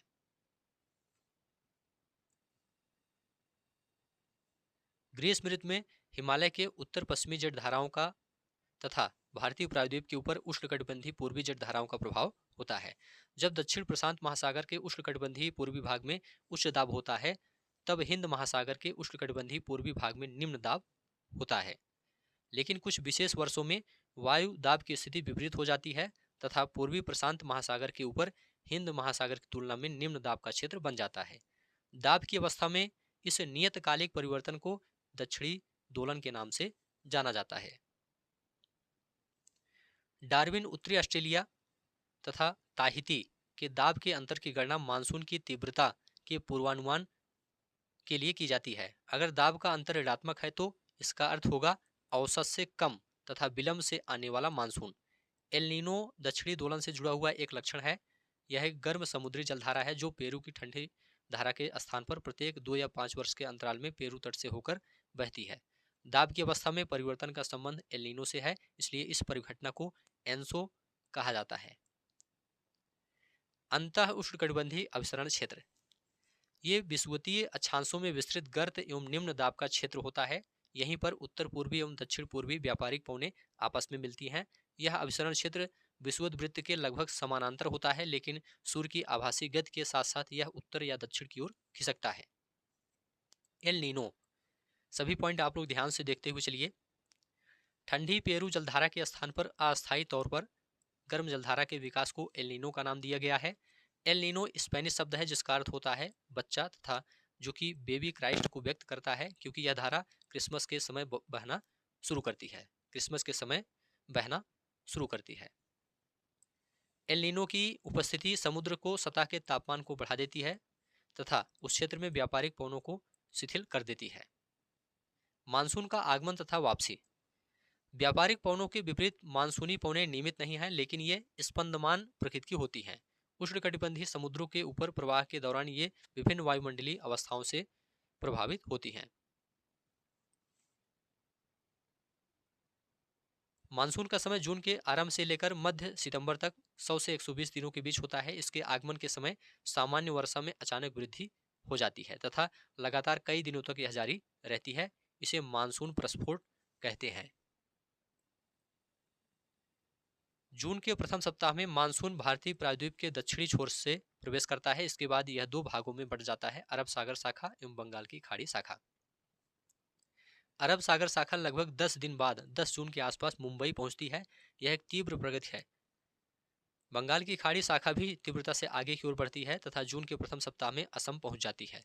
ऊंचे पर्वतों के कारण मानसून पवनें पश्चिम में गंगा के मैदान की ओर मुड़ जाती हैं। मध्य जून तक अरब सागर शाखा सौराष्ट्र, कच्छ एवं देश के मध्य भागों में पहुंच जाती है। अरब सागर शाखा एवं बंगाल की खाड़ी शाखा दोनों गंगा के मैदान के उत्तर पश्चिमी भाग में आपस में मिल जाती हैं। दिल्ली में सामान्यतः मानसूनी वर्षा बंगाल की खाड़ी शाखा से जून के अंतिम सप्ताह में लगभग 29 जून तक होती है। जुलाई के प्रथम सप्ताह तक मानसून पश्चिमी उत्तर प्रदेश, पंजाब, हरियाणा तथा पूर्वी राजस्थान में पहुंच जाता है। मध्य जुलाई तक मानसून हिमाचल प्रदेश एवं देश के शेष हिस्सों में पहुंच जाता है। मानसून की वापसी अपेक्षाकृत एक क्रमिक प्रक्रिया है जो भारत के उत्तर पश्चिमी राज्यों से सितंबर में प्रारंभ हो जाती है। मध्य अक्टूबर तक मानसून प्रायद्वीप के उत्तरी भाग से पूरी तरह पीछे हट जाता है। प्रायद्वीप के दक्षिणी आधे भाग में वापसी की गति तीव्र होती है। दिसंबर के प्रारंभ तक देश के शेष भाग से मानसून की वापसी हो जाती है। द्वीपों पर मानसून की सबसे पहली वर्षा होती है। यह क्रमशः दक्षिण से उत्तर की ओर अप्रैल के अंतिम सप्ताह से लेकर मई के प्रथम सप्ताह तक होती है। मानसून की वापसी भी क्रमशः दिसंबर के प्रथम सप्ताह से जनवरी के प्रथम सप्ताह तक उत्तर से दक्षिण की ओर होती है। इस समय देश का शेष भाग शीत ऋतु के प्रभाव में होता है। ऋतुओं के बारे में यहाँ पर आप देखेंगे। ऋतुओं के बारे में पहले शीत ऋतु के बारे में जानेंगे। उत्तरी भारत में शीत ऋतु मध्य नवंबर से आरंभ होकर फरवरी तक रहती है। भारत के उत्तरी भाग में दिसंबर एवं जनवरी सबसे ठंडे महीने होते हैं। इस ऋतु में देश में उत्तर पूर्वी व्यापारिक पवनें प्रवाहित होती हैं। ये असल से समुद्र की ओर बहती हैं तथा इसलिए देश के अधिकतर भाग में शुष्क मौसम होता है। इन पवनों के कारण कुछ मात्रा में वर्षा तमिलनाडु के तट पर होती है क्योंकि वहां ये पवनें समुद्र से स्थल की ओर बहती है। शीतकाल में वर्षा, जिसे स्थानीय तौर पर महावट कहा जाता है, की कुल मात्रा कम होती है लेकिन यह रबी फसलों के लिए बहुत ही महत्वपूर्ण होती है। प्रायद्वीपीय भागों में शीत ऋतु स्पष्ट नहीं होती है। समुद्री पवनों के प्रभाव के कारण शीत ऋतु में भी यहाँ तापमान के प्रारूप में न के बराबर परिवर्तन होता है। ग्रीष्म ऋतु सूर्य के उत्तर की ओर आभासी गति के कारण भूमंडलीय ताप पट्टी उत्तर की तरफ खिसक जाती है। मार्च से मई तक भारत में ग्रीष्म ऋतु होती है। ताप पट्टी के स्थानांतरण के प्रभाव का पता विभिन्न अक्षांशों पर मार्च से मई के दौरान रिकॉर्ड किए गए तापमान को देखकर लगाया जा सकता है। इस मौसम में कभी कभी तीव्र हवाओं के साथ गरज वाली मूसलाधार वर्षा भी होती है। इसके साथ प्रायः हिमवृष्टि भी होती है। वैशाख के महीने में होने के कारण पश्चिम बंगाल में इसे काल वैशाखी कहा जाता है। ग्रीष्म ऋतु के अंत में कर्नाटक एवं केरल में प्रायः पूर्व मानसूनी वर्षा होती है। इसके कारण आम जल्दी पक जाते हैं तथा प्रायः इसे आम्र वर्षा भी कहा जाता है। वर्षा ऋतु या मानसून का आगमन जून के प्रारंभ में उत्तरी मैदानों में निम्न दाब की अवस्था तीव्र हो जाती है। यह दक्षिणी गोलार्ध को व्यापारिक पवनों को आकर्षित करता है। यह दक्षिण पूर्व व्यापारिक पवनें दक्षिणी समुद्रों के उपोष्ण कटिबंधीय क्षेत्रों में उत्पन्न होती है। दक्षिण पश्चिम मानसून का भारत में अंतर्वाह यहाँ के मौसम को पूरी तरह परिवर्तित कर देता है। मौसम के प्रारंभ में पश्चिमी घाट के पवनमुखी भागों में भारी वर्षा लगभग 250 सेंटीमीटर से अधिक होती है। खासी पहाड़ी के दक्षिणी श्रृंखलाओं में स्थित मौसिनराम विश्व में सबसे अधिक औसत वर्षा प्राप्त करता है। इसे आप लोग याद रखिएगा। मानसून की वापसी परिवर्तनीय मौसम अक्टूबर नवंबर के दौरान दक्षिण की तरफ सूर्य के आभासी गति के कारण मानसून गर्त या निम्न दाब वाला गर्त उत्तरी मैदानों के ऊपर शिथिल हो जाता है। धीरे धीरे उच्च दाब प्रणाली इसका स्थान ले लेती है। दक्षिण पश्चिम मानसून शिथिल हो जाते हैं तथा धीरे धीरे पीछे की ओर हटने लगते हैं। अक्टूबर के प्रारंभ में मानसून पवनें उत्तर के मैदान से हट जाती है। अक्टूबर एवं नवंबर का महीना गर्म वर्षा ऋतु से शीत ऋतु में परिवर्तन का काल होता है। मानसून की वापसी होने से आसमान साफ एवं तापमान में वृद्धि हो जाती है। दिन का तापमान उच्च होता है जबकि रातें ठंडी एवं सुहावनी होती हैं। स्थल अभी भी आर्द्र होता है। उच्च तापमान एवं आर्द्रता वाली अवस्था के कारण दिन का मौसम असह्य हो जाता है। इसे सामान्य क्वार की उमस के नाम से जाना जाता है। मौसिनराम विश्व में सबसे अधिक वर्षा वाला क्षेत्र है तथा स्टेलैग्माइट एवं स्टेलैक्टाइट गुफाओं के लिए प्रसिद्ध है। इसे आप लोग याद रखिएगा। नवंबर के प्रारंभ में उत्तर पश्चिम भारत के ऊपर निम्न दाब वाली अवस्था बंगाल की खाड़ी पर स्थानांतरित हो जाती है। यह स्थानांतरण चक्रवाती निम्न दाब से संबंधित होता है जो कि अंडमान सागर के ऊपर उत्पन्न होता है। ये चक्रवात सामान्यतः भारत के पूर्वी तट को पार करते हैं, जिनके कारण व्यापक एवं भारी वर्षा होती है। ये उष्णकटिबंधीय चक्रवात प्रायः विनाशकारी होते हैं। गोदावरी, कृष्णा एवं कावेरी नदियों के सघन आबादी वाले डेल्टा प्रदेशों में अक्सर चक्रवात आते हैं, जिसके कारण बड़े पैमाने पर जान एवं माल की क्षति होती है। कभी कभी ये चक्रवात उड़ीसा, पश्चिम बंगाल एवं बांग्लादेश के तटीय क्षेत्रों में भी पहुंच जाते हैं। कोरोमंडल तट पर अधिकतर वर्षा इन्हीं चक्रवातों तथा अवदाबों से होती है। वर्षा का वितरण पश्चिमी तट के भागों एवं उत्तर पूर्वी भारत में लगभग 400 सेंटीमीटर वार्षिक वर्षा होती है, किंतु पश्चिमी राजस्थान एवं इससे सटे पंजाब, हरियाणा एवं गुजरात के भागों में 60 सेंटीमीटर से भी कम वर्षा होती है। मानसून एकता का परिचायक हिमालय अत्यंत ठंडी पवनों से भारतीय उपमहाद्वीप की रक्षा करता है। इसके कारण अपेक्षाकृत उच्च अक्षांशों के बावजूद उत्तरी भारत में निरंतर ऊंचा तापमान बना रहता है। इसी प्रकार प्रायद्वीपीय पठार में तीनों ओर से समुद्रों के प्रभाव के कारण ना तो अधिक गर्मी पड़ती है और ना अधिक सर्दी। इस समकारी प्रभाव के कारण तापमान की दिशाओं में बहुत कम अंतर पाए जाते हैं, परंतु फिर भी भारतीय प्रायद्वीप पर मानसून की एकता का प्रभाव बहुत ही स्पष्ट है।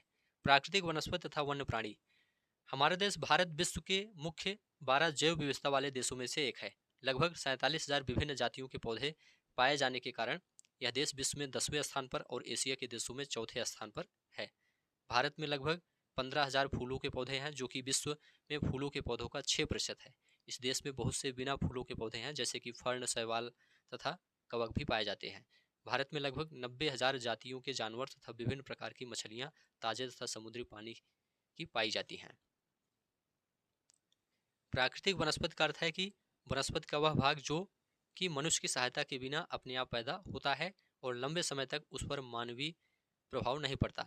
इसे अक्षत वनस्पति कहते हैं। वह वनस्पति जो कि मूल रूप से भारतीय है उसे देशज कहते हैं, लेकिन जो पौधे भारत के बाहर से आए हैं उन्हें विदेशज पौधे कहते हैं। मरुस्थल की बलुई मृदा में कटीली झाड़ियां तथा नदियों के डेल्टा क्षेत्र में पर्णपाती वन पाए जाते हैं। पर्वतों की ढलानों में जहां मृदा की परत गहरी है, शंकुधारी वन पाए जाते हैं। जलवायु के बारे में यहाँ पर देखेंगे। सबसे पहले तापमान के बारे में जानेंगे।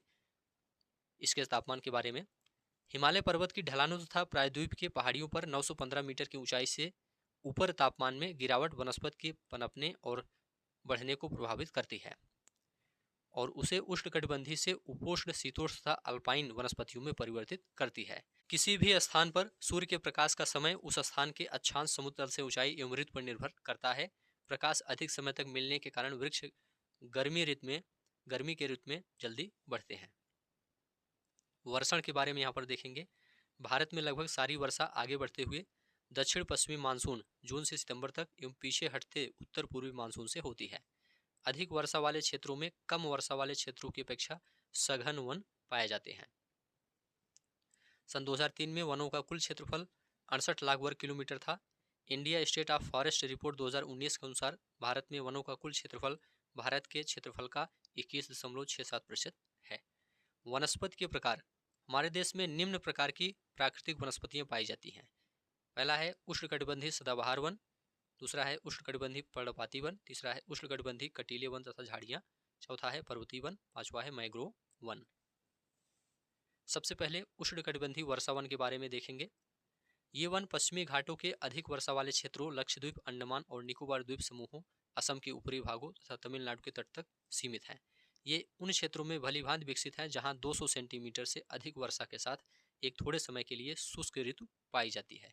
इन वनों में वृक्ष 60 मीटर या इससे अधिक ऊंचाई तक पहुंचते हैं। यह वन साल भर हरे भरे लगते हैं। इन वनों में पाए जाने वाले व्यापारिक महत्व के कुछ आबनूस कुछ वृक्ष आबनूस, महोगनी, रोजवुड, रबड़ और सिकोना हैं। इन वनों में सामान्य रूप से पाए जाने वाले जानवर हाथी, बंदर, लैमूर और हिरण हैं। एक सींग वाले गैंडे असम और पश्चिमी बंगाल के दलदली क्षेत्र में मिलते हैं। उष्णकटिबंधीय पर्णपाती वन, ये भारत में सबसे बड़े क्षेत्र में फैले हुए हैं। ये भारत में सबसे बड़े क्षेत्र में फैले हुए वन हैं। इन्हें मानसूनी वन भी कहते हैं और ये उन क्षेत्रों में विस्तृत हैं जहां 70 सेंटीमीटर से 200 सेंटीमीटर तक वर्षा होती है। इस प्रकार के वनों में वृक्ष शुष्क ग्रीष्म ऋतु में 6 से 8 सप्ताह के लिए अपनी पत्तियां गिरा देते हैं।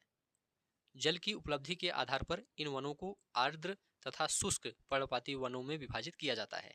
इनमें से आर्द्र या नम पर्णपाती वन उन क्षेत्रों में पाए जाते हैं जहां 100 सेंटीमीटर से 200 सेंटीमीटर तक वर्षा होती है।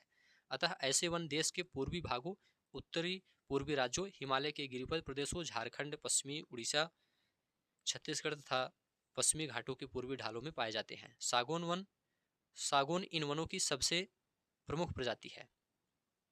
बांस, साल, शीशम, चंदन, रखैर, कुसुम, अर्जुन तथा सहतूत के वृक्ष व्यापारिक महत्व वाली प्रजातियां हैं। शुष्क पर्णपाती वन उन क्षेत्रों में पाए जाते हैं जहां 70 सेंटीमीटर से 100 सेंटीमीटर के बीच वर्षा होती है। ये वन प्रायद्वीपीय पठार के ऐसे वर्षा वाले क्षेत्रों में जैसे उत्तर प्रदेश तथा बिहार के मैदानों में पाए जाते हैं। विस्तृत क्षेत्रों में प्रायः सागौन, साल, पीपल तथा नीम के वृक्ष उगते हैं। इन क्षेत्रों के बहुत बड़े भाग कृषि कार्य में प्रयोग हेतु साफ कर लिए गए हैं और कुछ भागों में पशुचारण भी होता है।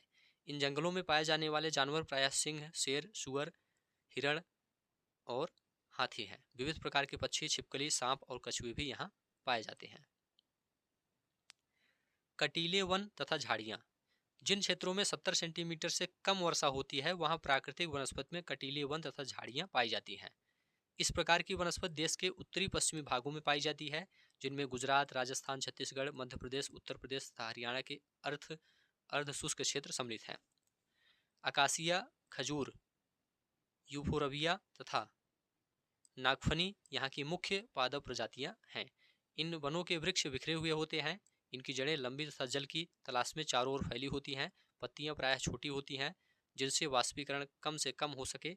शुष्क भागों में झाड़ियां तथा कटीले पादप पाए जाते हैं।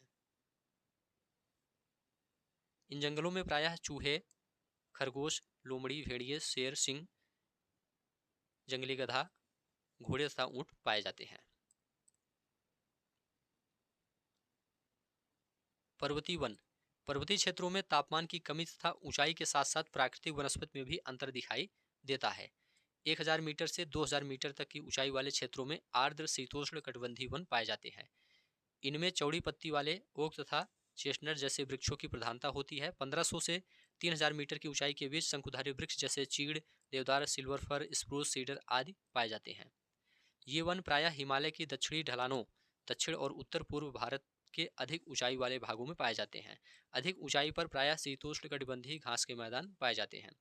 प्रायः 3600 मीटर से अधिक ऊंचाई पर शीतोष्ण कटिबंधीय वनों तथा घास के मैदानों का स्थान अल्पाइन वनस्पति ले लेती है। सिल्वर फर, जुनिपर पाइन व बर्च इन वनों के मुख्य वृक्ष हैं। जैसे जैसे हिमरेखा के निकट पहुंचते हैं इन वृक्षों के आकार छोटे होते जाते हैं। अंततः झाड़ियों के रूप के बाद वे अल्पाइन घास के मैदानों में विलीन हो जाते हैं। इनका उपयोग गुज्जर तथा बकरवाल जैसी घुमक्कड़ जातियों द्वारा पशुचारण के लिए किया जाता है। अधिक ऊंचाई वाले भागों में मांस लिचन घास टुंड्रा वनस्पति का एक भाग है। इन वनों में प्रायः कश्मीरी महामृग, चित्रा हिरण, जंगली भेड़, खरगोश, तिब्बती बारहसिंघा, याक, हिम तेंदुआ, गिलहरी, रीछ, आइबेक्स, कहीं कहीं लाल पांडा, घने बालों वाली भेड़ तथा बकरियां पाई जाती हैं। मैग्रोव वन, यह वनस्पति तटवर्तीय क्षेत्रों में जहां ज्वार भाटा आते हैं की सबसे महत्वपूर्ण वनस्पति है। मिट्टी और बालू इन तटों पर एकत्रित हो जाती है। घने मैग्रोव एक प्रकार की वनस्पति है जिसमें पौधों की जड़ें पानी में डूबी रहती हैं। गंगा, ब्रह्मपुत्र, महानदी, गोदावरी, कृष्णा तथा कावेरी नदियों के डेल्टा भाग में यह वनस्पति मिलती है। गंगा ब्रह्मपुत्र डेल्टा में सुंदरी वृक्ष पाए जाते हैं जिनसे मजबूत लकड़ी प्राप्त होती है। नारियल, ताड़, क्यूड़ा व एंगार के वृक्ष भी इन भागों में पाए जाते हैं। इस क्षेत्र का रॉयल बंगाल टाइगर प्रसिद्ध जानवर है। इसके अतिरिक्त कछुए, मगरमच्छ, घड़ियाल एवं कई प्रकार के सांप भी इन जंगलों में मिलते हैं। वन्य प्राणी। वनस्पति की भांति ही भारत विभिन्न प्रकार की प्राणी संपत्ति में भी धनी है। यहाँ जीवों की लगभग 90,000 प्रजातियां मिलती हैं। देश में लगभग 2000 से अधिक पक्षियों की प्रजातियां पाई जाती हैं। यह कुल विश्व का 13% है। यहाँ मछलियों की 2546 प्रजातियां हैं जो विश्व की लगभग 12% है। भारत में विश्व के 5 से 8% तक उभयचरी सरीसृप तथा स्तनधारी जानवर भी पाए जाते हैं। स्तनधारी जानवरों में हाथी सबसे अधिक महत्वपूर्ण है। ये असम, कर्नाटक और केरल के उष्ण तथा आर्द्र वनों में पाए जाते हैं। एक सींग वाले गैंडे अन्य जानवर हैं जो पश्चिमी बंगाल तथा असम के दलदली क्षेत्रों में रहते हैं। कच्छ के रण तथा थार मरुस्थल में क्रमशः जंगली गधे तथा ऊंट रहते हैं। भारत जीव सुरक्षा अधिनियम सन 1972 में लागू किया गया था। भारत विश्व का अकेला देश है जहां शेर तथा बाघ दोनों पाए जाते हैं। भारतीय शेरों का प्राकृतिक वास स्थल गुजरात में गिर जंगल है। बाघ मध्य प्रदेश तथा झारखंड के वनों, पश्चिम बंगाल के सुंदरवन तथा हिमालयी क्षेत्र में पाए जाते हैं। बिल्ली जाति सदस्य में तेंदुआ भी है। यह शिकारी जानवरों में मुख्य है। लद्दाख की बर्फीली ऊंचाइयों में याक पाए जाते हैं जो गुच्छेदार सींगों वाला बैल जैसा जीव है जिसका भार लगभग 1 टन होता है। तिब्बती बारहसिंघा, भारल, जंगली भेड़, कियांग भी यहाँ पाए जाते हैं। कहीं कहीं लाल पांडा भी कुछ भागों में मिलते हैं। घड़ियाल मगरमच्छ की प्रजाति का एक ऐसा प्रतिनिधि है जो कि विश्व में केवल भारत में पाया जाता है। एशियाई शेर केवल गुजरात के गिर जंगलों में पाए जाते हैं। प्रवासी पक्षी के बारे में यहाँ पर देखेंगे। भारत के कुछ दलदली भाग प्रवासी पक्षियों के लिए प्रसिद्ध है। शीत ऋतु में साइबेरियन सारस बहुत संख्या में यहाँ आते हैं। इन पक्षियों का एक मनपसंद स्थान कच्छ का रण है। जिस स्थान पर मरुभूमि समुद्र से मिलती है वहाँ लाल सुंदर कलंगी वाली फ्लेमिंगाएं हजारों की संख्या में आती हैं और खारे कीचड़ के ढेर बनाकर उसमें घोंसले बनाती हैं और बच्चों को पालती हैं। देश में अनेकों दर्शनीय दृश्यों में से यह भी एक है। लगभग 1300 पादप प्रजातियां संकट में हैं तथा 20 प्रजातियां विनष्ट हो चुकी हैं। अपने देश की पादप और जीव संपत्ति को सुरक्षा के लिए सरकार ने कई कदम उठाए हैं। देश में 18 जीव मंडल निचय स्थापित किए गए हैं। इनमें से 10 सुंदरवन, नंदा देवी, मन्नार की खाड़ी, नीलगिरी, नाकरेक, ग्रेट निकोबार, मानस, सिमलीपाल, पंचमढ़ी और अचनकमर, अमरकंटक की गणना विश्व के जीव मंडल निचय में की गई है।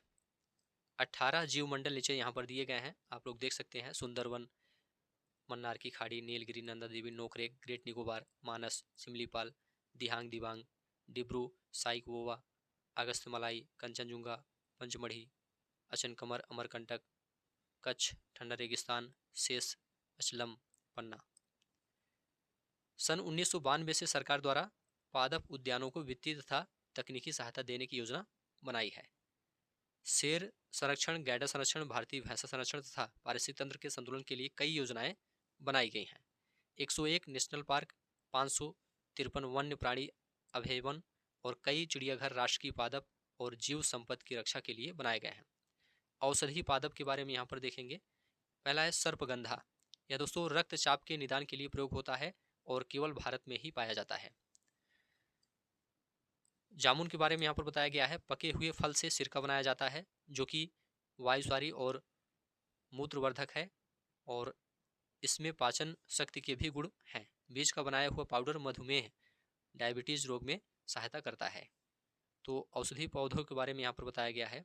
औषधीय पादप के बारे में अर्जुन, ताजे पत्तों का निकाला हुआ रस कान के दर्द के इलाज में सहायता करता है। यह रक्तचाप की नियमितता के लिए भी लाभदायक है।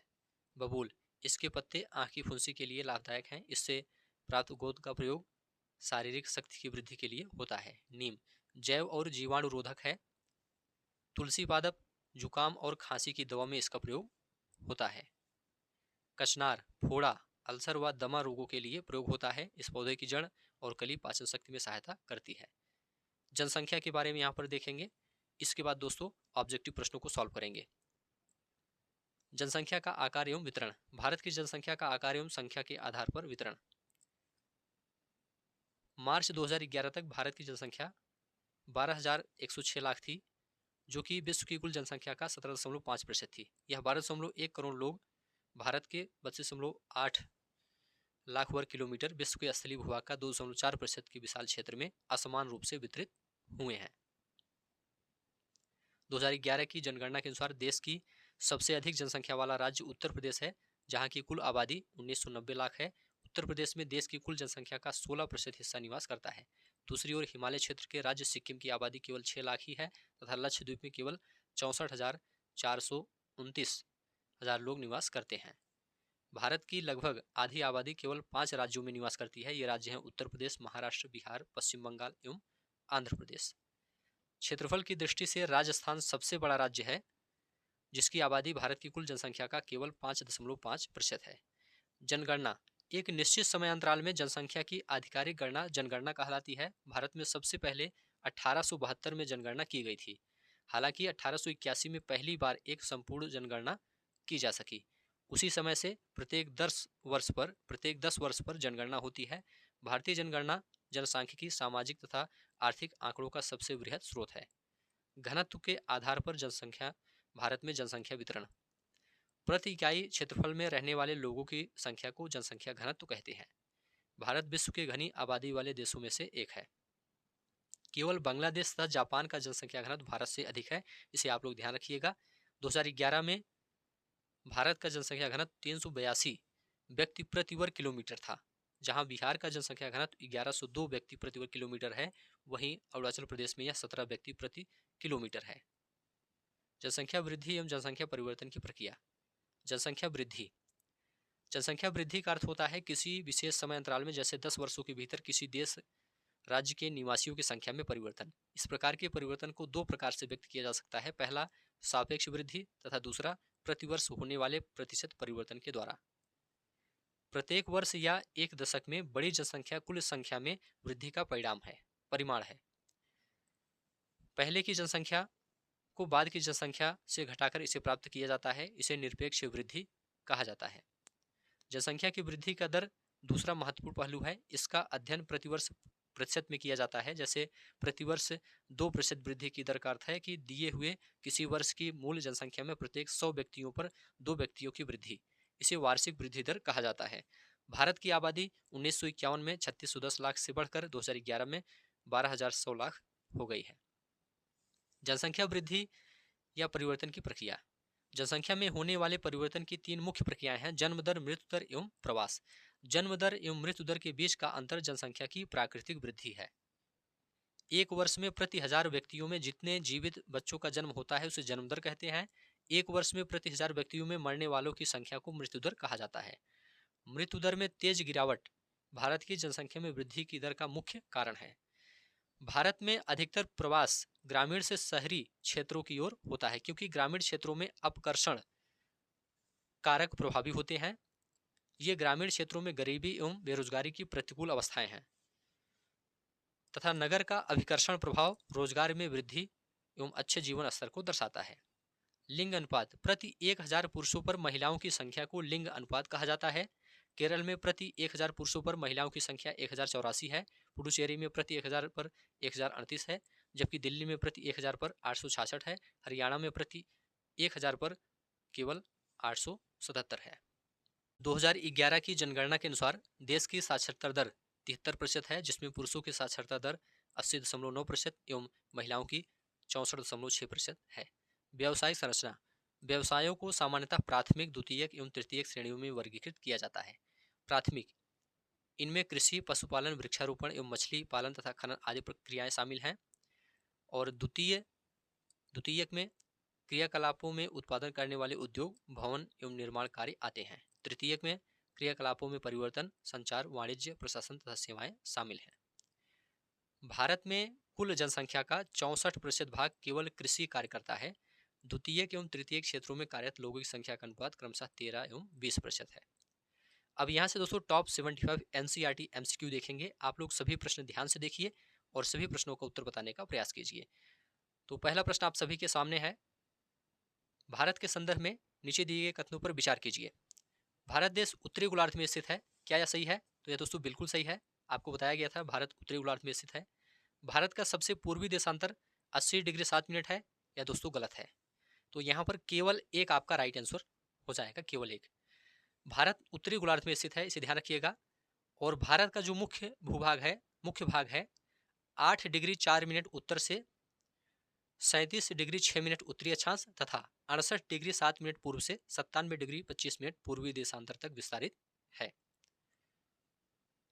निम्नलिखित में से कौन सा भारतीय संघ राज्य का सबसे दक्षिणी बिंदु है?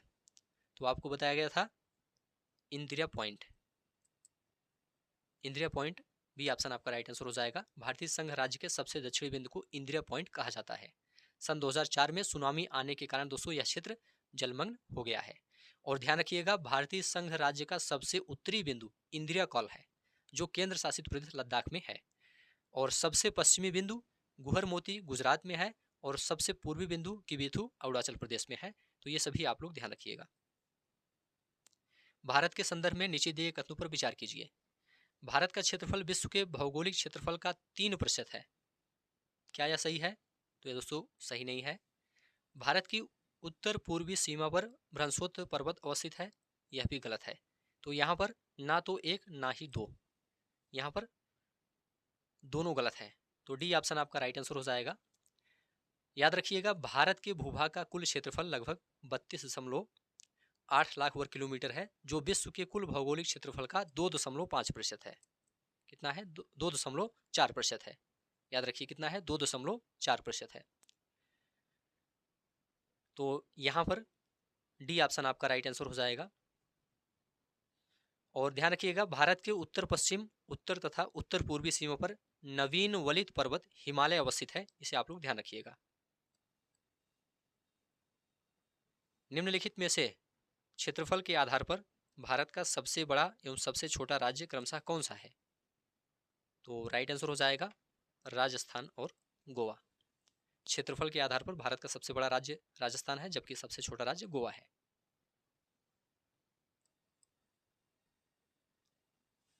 नेक्स्ट है, निम्नलिखित कथनों पर विचार कीजिए। भारत की लंबाई उत्तर से दक्षिण की ओर पूर्व से पश्चिम की अपेक्षा अधिक है। क्या यह सही है? यह बिल्कुल सही है दोस्तों। थ्योरी सेक्शन में आपको बताया गया था 82 डिग्री 30 मिनट पूर्वी देशांतर रेखा को भारत का मानक यामोत्तर माना गया है, यह भी आपको बताया गया था। दोनों सही है, यहाँ पर 1 और 2 दोनों यहाँ पर आपका सही है। सी ऑप्शन आपका राइट आंसर हो जाएगा। निम्नलिखित में से भारत के किस राज्य की तटरेखा सबसे लंबी है? तो याद रखिएगा गुजरात की तटरेखा सबसे लंबी है। पहला ऑप्शन आपका राइट आंसर हो जाएगा। निम्नलिखित में से किन राज्यों से होकर कर्क रेखा गुजरती है? नीचे दिए गए कूट का प्रयोग कर सही उत्तर चुनिए। तो देखिए दोस्तों छत्तीसगढ़, मिजोरम, त्रिपुरा, राजस्थान सभी यहाँ पर सही हैं। उपयुक्त सभी आपका राइट आंसर हो जाएगा डी ऑप्शन। कर्क रेखा उत्तरी गोलार्ध में भूमध्य रेखा के समानांतर 23 डिग्री 30 मिनट पर खींची गई एक काल्पनिक रेखा है। यह रेखा दोस्तों भारत के 8 राज्यों से होकर गुजरती है। याद रखिएगा 8 राज्यों से होकर गुजरती है। कौन कौन से राज्य हैं? गुजरात, राजस्थान, मध्य प्रदेश, छत्तीसगढ़, झारखंड, पश्चिम बंगाल, त्रिपुरा तथा मिजोरम। पाक जलसंधि किन दो देशों के बीच में अवस्थित है? तो आपको बताया गया था भारत और श्रीलंका के बीच। भारत और श्रीलंका के बीच में छोटा समुद्री रास्ता पाक जलसंधि तथा मन्नार की खाड़ी अवस्थित है, इसे आप लोग ध्यान रखिएगा। यहाँ पर बी ऑप्शन आपका राइट आंसर हो जाएगा। अगला प्रश्न है, निम्नलिखित में से हिमालय के किस भाग को आंतरिक हिमालय के नाम से जाना जाता है? आप लोग जल्दी से बताइए, यहाँ पर आपका राइट आंसर क्या होगा? देखिए दोस्तों यहाँ पर आपका राइट आंसर हो जाएगा वृहद हिमालय या महान हिमालय। भारतीय उपमहाद्वीप के सबसे उत्तरी भाग में स्थित पर्वत श्रृंखला को महान हिमालय या आंतरिक हिमालय या हिमाद्री कहते हैं। तो यहाँ पर बी ऑप्शन आपका राइट आंसर हो जाएगा। महान हिमालय या आंतरिक हिमालय के संदर्भ में नीचे दिए गए कथनों पर विचार कीजिए। हिमालय पर्वत श्रृंखला में यह सबसे अधिक सतत श्रृंखला है। क्या यह सही है? यह दोस्तों बिल्कुल सही है। हिमालय के इस भाग का क्रोड ग्रेनाइट से बना हुआ है, यह भी सही है। थ्योरी सेक्शन में आपको बताया गया था इस श्रृंखला में गर्मी के कुछ महीनों में बर्फ की परत पूरी तरह पिघल जाती है। तो यहाँ पर केवल एक और दो आपका राइट आंसर हो जाएगा। पहला ऑप्शन केवल 1 और 2। ठीक है, चलिए आगे बढ़ते हैं।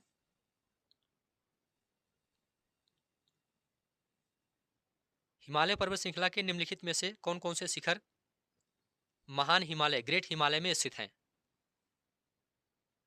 तो पहला दोस्तों आपका माउंट एवरेस्ट है, इसके बाद धौलागिरी है, इसके बाद नंदा देवी है, और फिर नामचा बारवा है। यहां पर सी ऑप्शन राइट आंसर हो जाएगा, 1 3 4 5, 1 3 4 5। ठीक है, सी ऑप्शन आपका राइट आंसर हो जाएगा। याद रखिएगा, वृहद या महान हिमालय के जो प्रमुख शिखर हैं भारत में कंचनजंगा और नंदा देवी और नामचा बरवा है, और नेपाल में माउंट एवरेस्ट, मकालू, धौलागिरी, अन्नपूर्णा और कुर्ला मंदाता है। तो यहाँ पर सी ऑप्शन आपका राइट आंसर हो जाएगा। निम्नलिखित में से कौन सी विशेषताएं मध्य हिमालय या लघु हिमालय पर्वत श्रृंखला की हैं? यह हिमालय पर्वत श्रृंखला सबसे अधिक असतत है, बिल्कुल सही है। इन पर्वत श्रृंखलाओं का निर्माण मुख्यतः अत्यधिक संपीड़ित तथा परिवर्तित शैलों से हुआ है, यह भी आपका सही है। दून इस पर्वतीय क्षेत्र की प्रमुख विशेषता है। तो यहाँ पर दोस्तों केवल 1 और 2 आपका राइट आंसर हो जाएगा, केवल 1 और 2। कथन 1 और कथन 2 यहाँ पर सत्य है। चलिए आगे बढ़ते हैं। लघु हिमालय या हिमाचल हिमालय के अंतर्गत कौन कौन सी पर्वत श्रृंखला सम्मिलित है? लघु हिमालय या हिमाचल हिमालय के अंतर्गत कौन कौन सी पर्वत श्रृंखला सम्मिलित है? नीचे कूट भी यहां पर दिया गया है। तो देखिए दोस्तों, यहां पर आपका राइट आंसर हो जाएगा धौलाधर, पीर पंजाल और महाभारत। 1 2 3, 1 2 और 3, केवल 1 2 और 3 आपका राइट आंसर हो जाएगा। पीर पंजाल, धौलाधर एवं महाभारत पर्वत श्रृंखला लघु हिमालय या हिमाचल हिमालय में अवस्थित है, इसे आप लोग ध्यान रखिएगा। विश्व प्रसिद्ध कांगड़ा एवं कुल्लू घाटी स्थित है। तो यह दोस्तों मध्य हिमालय या लघु हिमालय में स्थित है, इसे आप लोग याद रखिएगा। मध्य हिमालय या लघु हिमालय पर्वत श्रृंखला में हिमाचल के कांगड़ा एवं कुल्लू की घाटियां स्थित है। इस क्षेत्र को दोस्तों पहाड़ी नगरों के लिए जाना जाता है। और याद रखिएगा, मसूरी, नैनीताल एवं रानीखेत जैसे पर्यटन स्थल भी लघु हिमालय के अंतर्गत आते हैं। शिवालिक पर्वत श्रृंखला के संदर्भ में नीचे दिए गए कथनों पर विचार कीजिए। हिमालय की सबसे बाहरी पर्वत श्रृंखला को शिवालिक कहा जाता है। क्या यह सही है? बिल्कुल सही है। ये पर्वत श्रृंखलाएं असंपीड़ित अवसादों से बनी है, यह भी आपका सही है। तो यहां पर 1 और 2 दोनों आपका राइट आंसर हो जाएगा, सी ऑप्शन। निम्न हिमाचल तथा शिवालिक के बीच स्थित लंबोद घाटी को क्या कहते हैं? तो इसे दोस्तों दून कहा जाता है। निम्न हिमाचल तथा शिवालिक के बीच स्थित लंबोद घाटी को दून के नाम से जाना जाता है।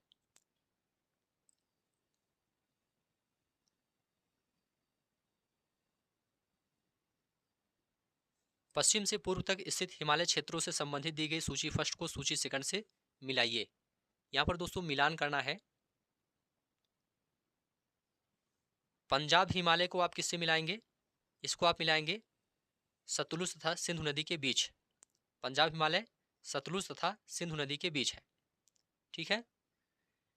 इसके बाद है कुमायूं हिमालय, यह सतलुज तथा काली नदी के बीच है।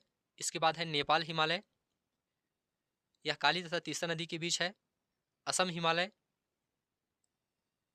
यह तीस्ता तथा दिहांग नदी के बीच है। तो यहां पर सी ऑप्शन आपका राइट आंसर हो जाएगा, 4 3 2 1, 4 3 2 1।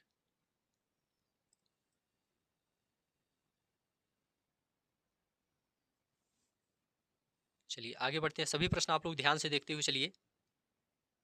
भारत का उत्तरी मैदान किन नदी प्रणालियों के द्वारा बना है? भारत का उत्तरी मैदान किन नदी प्रणालियों के द्वारा बना है? ऑप्शन है गंगा एवं ब्रह्मपुत्र, गंगा एवं सिंधु, गंगा सिंधु एवं ब्रह्मपुत्र, गंगा सिंधु ब्रह्मपुत्र और नर्मदा। आप लोग बताइए यहाँ पर आपका राइट आंसर क्या होगा? देखिए दोस्तों, यहाँ पर आपका राइट आंसर हो जाएगा गंगा, सिंधु एवं ब्रह्मपुत्र। भारत का उत्तरी मैदान 3 प्रमुख नदी प्रणालियों सिंधु, गंगा एवं ब्रह्मपुत्र तथा इनकी सहायक नदियों से बना हुआ है। तो सी ऑप्शन आपका राइट आंसर हो जाएगा। निम्नलिखित पर विचार कीजिए। कथन ए, उत्तरी पर्वतों से निकलने वाली नदियां निचले भागों में नदी द्वीपों का निर्माण करती हैं। सही है। कारण आर, उत्तरी पर्वतों से निकलने वाली नदियों के निचले भाग में ढाल तीव्र होने के कारण नदी का बहाव तेज होता है। तो यह दोस्तों गलत है। यहाँ पर ए सही है किंतु आर गलत है। सी ऑप्शन आपका राइट आंसर हो जाएगा। विश्व का सबसे बड़ा नदी द्वीप माजुली किस नदी पर अवस्थित है? आप लोग बताइए यहाँ पर आपका राइट आंसर क्या होगा। देखिए दोस्तों, यहाँ पर आपका राइट आंसर हो जाएगा ब्रह्मपुत्र। ब्रह्मपुत्र नदी में स्थित माजुली विश्व का सबसे बड़ा नदी द्वीप है। नदी मैदान के संदर्भ में दोआब का अर्थ क्या है? थ्योरी सेक्शन में आपको बताया गया था, दो नदियों के बीच का भाग। पहला ऑप्शन आपका राइट आंसर हो जाएगा। दोआब का अर्थ है दो नदियों के बीच का भाग। अगला प्रश्न है, पंजाब के मैदान का निर्माण किन नदियों के द्वारा होता है? तो राइट आंसर हो जाएगा सिंधु, झेलम, चेनाब, रावी, ब्यास एवं सतलुज नदियों के द्वारा होता है। यहां पर ए ऑप्शन आपका राइट आंसर हो जाएगा।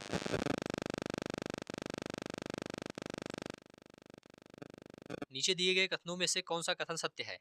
गंगा के मैदान का विस्तार घग्गर तथा तीस्ता नदियों के बीच है। दिल्ली और हरियाणा राज्य सिंधु और गंगा नदी तंत्रों के बीच जल विभाजक है। ब्रह्मपुत्र का मैदान गंगा के मैदान के पश्चिम में स्थित है। तो देखिए दोस्तों, यहाँ पर पहला आपका सही है, गंगा के मैदान का विस्तार घग्गर तथा तीस्ता नदियों के बीच है। यह तो आपका सही है। और दिल्ली और हरियाणा राज्य सिंधु और गंगा नदी तंत्रों के बीच जल विभाजक है, यह भी आपका सही है।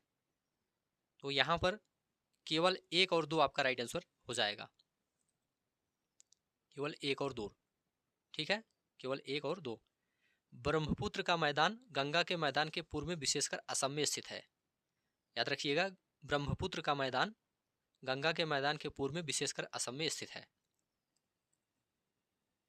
8 से 10 किलोमीटर चौड़ाई की पतली पट्टी जो शिवालिक गिरपाद के समानांतर फैली है, इसके परिणाम स्वरूप हिमालय पर्वत श्रेणियों से बाहर निकलती नदियां यहाँ पर भारी जलभार जैसे बड़े सैल और कुलास में जमा कर देती हैं। सभी सरिताएं इस पट्टी में विलुप्त हो जाती हैं। उपयुक्त विवरण किसके संबंध में है? तो यह दोस्तों भाबर के संबंध में है। भाबर के संबंध में है। भाबर शिवालिक गिरपाद के समानांतर फैली हुई 8 से 10 किलोमीटर चौड़ी एक पतली पट्टी है। तो यहाँ पर डी ऑप्शन आपका राइट आंसर हो जाएगा। भारत के उत्तरी मैदान के तराई क्षेत्र के संदर्भ में निम्नलिखित में से कौन सा कथन सत्य है? यह क्षेत्र भाबर के दक्षिण में है। यह दोस्तों सही है। इस प्रदेश में भाबर क्षेत्र में लुप्त नदियां धरातल पर प्रकट होती हैं, यह भी सही है। दुधवा राष्ट्रीय पार्क इसी क्षेत्र में स्थित है, यह भी आपका सही है। तो यहाँ पर 1, 2, 3 आपका राइट आंसर हो जाएगा, डी ऑप्शन 1, 2, 3।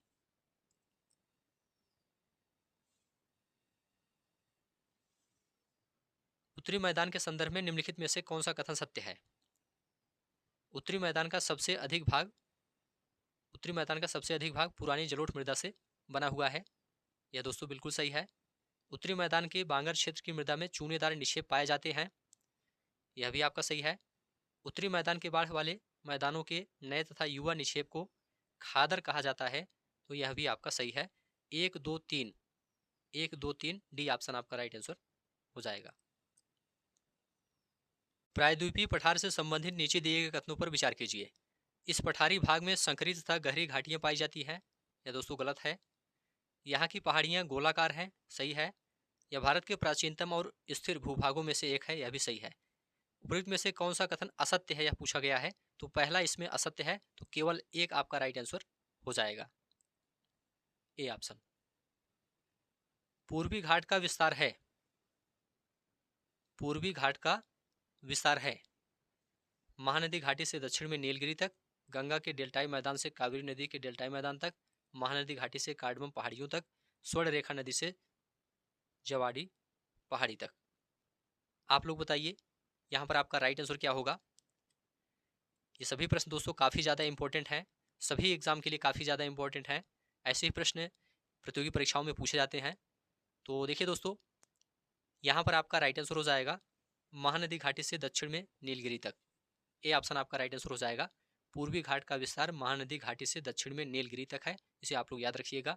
ए ऑप्शन आपका राइट आंसर हो जाएगा। भारत श्रीलंका के बीच अवस्थित है पाक जल संधि, न्यू मूर द्वीप, मन्नार की खाड़ी, पीरम द्वीप।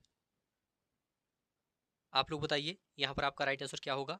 देखिए दोस्तों, यहाँ पर आपका राइट आंसर हो जाएगा पाक जल संधि और मन्नार की खाड़ी। थ्योरी सेक्शन में आपको बताया गया था, तो यहाँ पर केवल 1 और 3 आपका राइट आंसर हो जाएगा। भारत का एकमात्र सक्रिय ज्वालामुखी द्वीप अवस्थित है। आप लोग बताइए कहाँ पर अवस्थित है। मध्य अंडमान के पूर्व में अवस्थित है, या निकोबार द्वीप समूह में, या लक्षद्वीप द्वीप समूह में, या न्यू मूर द्वीप में। तो राइट आंसर हो जाएगा आपका मध्य अंडमान के पूर्व में। ए ऑप्शन आपका राइट आंसर हो जाएगा। भारत का एकमात्र सक्रिय ज्वालामुखी द्वीप मध्य अंडमान के पूर्व में है। देखिए दोस्तों, भारतीय द्वीप समूह में कुछ छोटे छोटे द्वीपों की उत्पत्ति ज्वालामुखी क्रियाओं से हुई है। बैरन द्वीप भारत का एकमात्र सक्रिय ज्वालामुखी द्वीप है जो मध्य अंडमान के पूर्व में स्थित है, इसे आप लोग याद रखिएगा। तो यहाँ पर ए ऑप्शन आपका राइट आंसर हो जाएगा। नेक्स्ट है, अंडमान निकोबार द्वीप समूह में किस प्रकार के वन पाए जाते हैं। तो राइट आंसर हो जाएगा सदाबहार वन पाए जाते हैं, इसे आप लोग याद रखिएगा। अंडमान निकोबार द्वीप समूह विषुवत वृत्त के समीप स्थित है एवं यहाँ की जलवायु दोस्तों विषुवतीय है, इस कारण यहाँ पर सदाबहार वनों का विकास हुआ है। लक्षद्वीप के संबंध में नीचे दिए गए कथनों पर विचार कीजिए। कौन सा कथन सत्य है आपको यह बताना है। लक्षद्वीप समूह छोटे छोटे प्रवाल द्वीपों से बना है, क्या यह सही है। तो दोस्तों यह बिल्कुल सही है। 11 डिग्री चैनल इस द्वीप समूह को 2 भागों में बांटता है, यह भी आपका सही है। इस द्वीप समूह के उत्तर में कन्नानोर द्वीप एवं दक्षिण में अमीनी द्वीप स्थित है। तो यहाँ पर दोस्तों केवल 1 और 2 आपका राइट आंसर हो जाएगा। केवल 1 और 2, ए ऑप्शन आपका राइट आंसर हो जाएगा।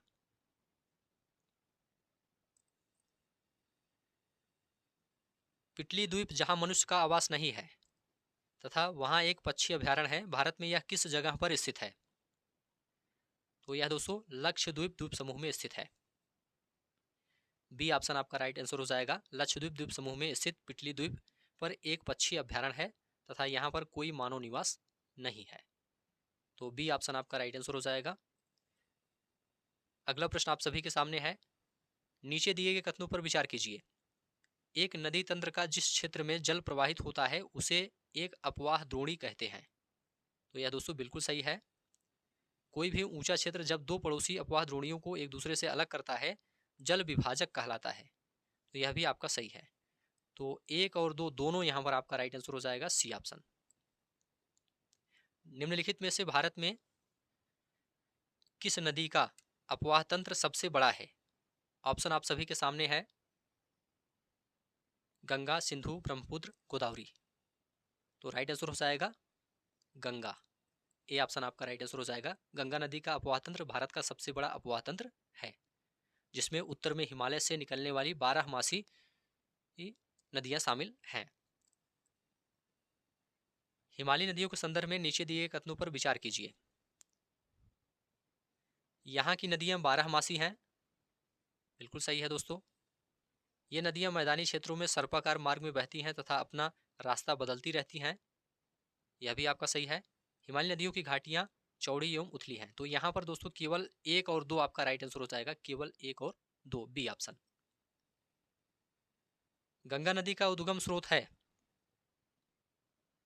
ऑप्शन है गंगोत्री हिमनद, पिंडारी हिमनद, चेमायुंगडुंग ग्लेशियर,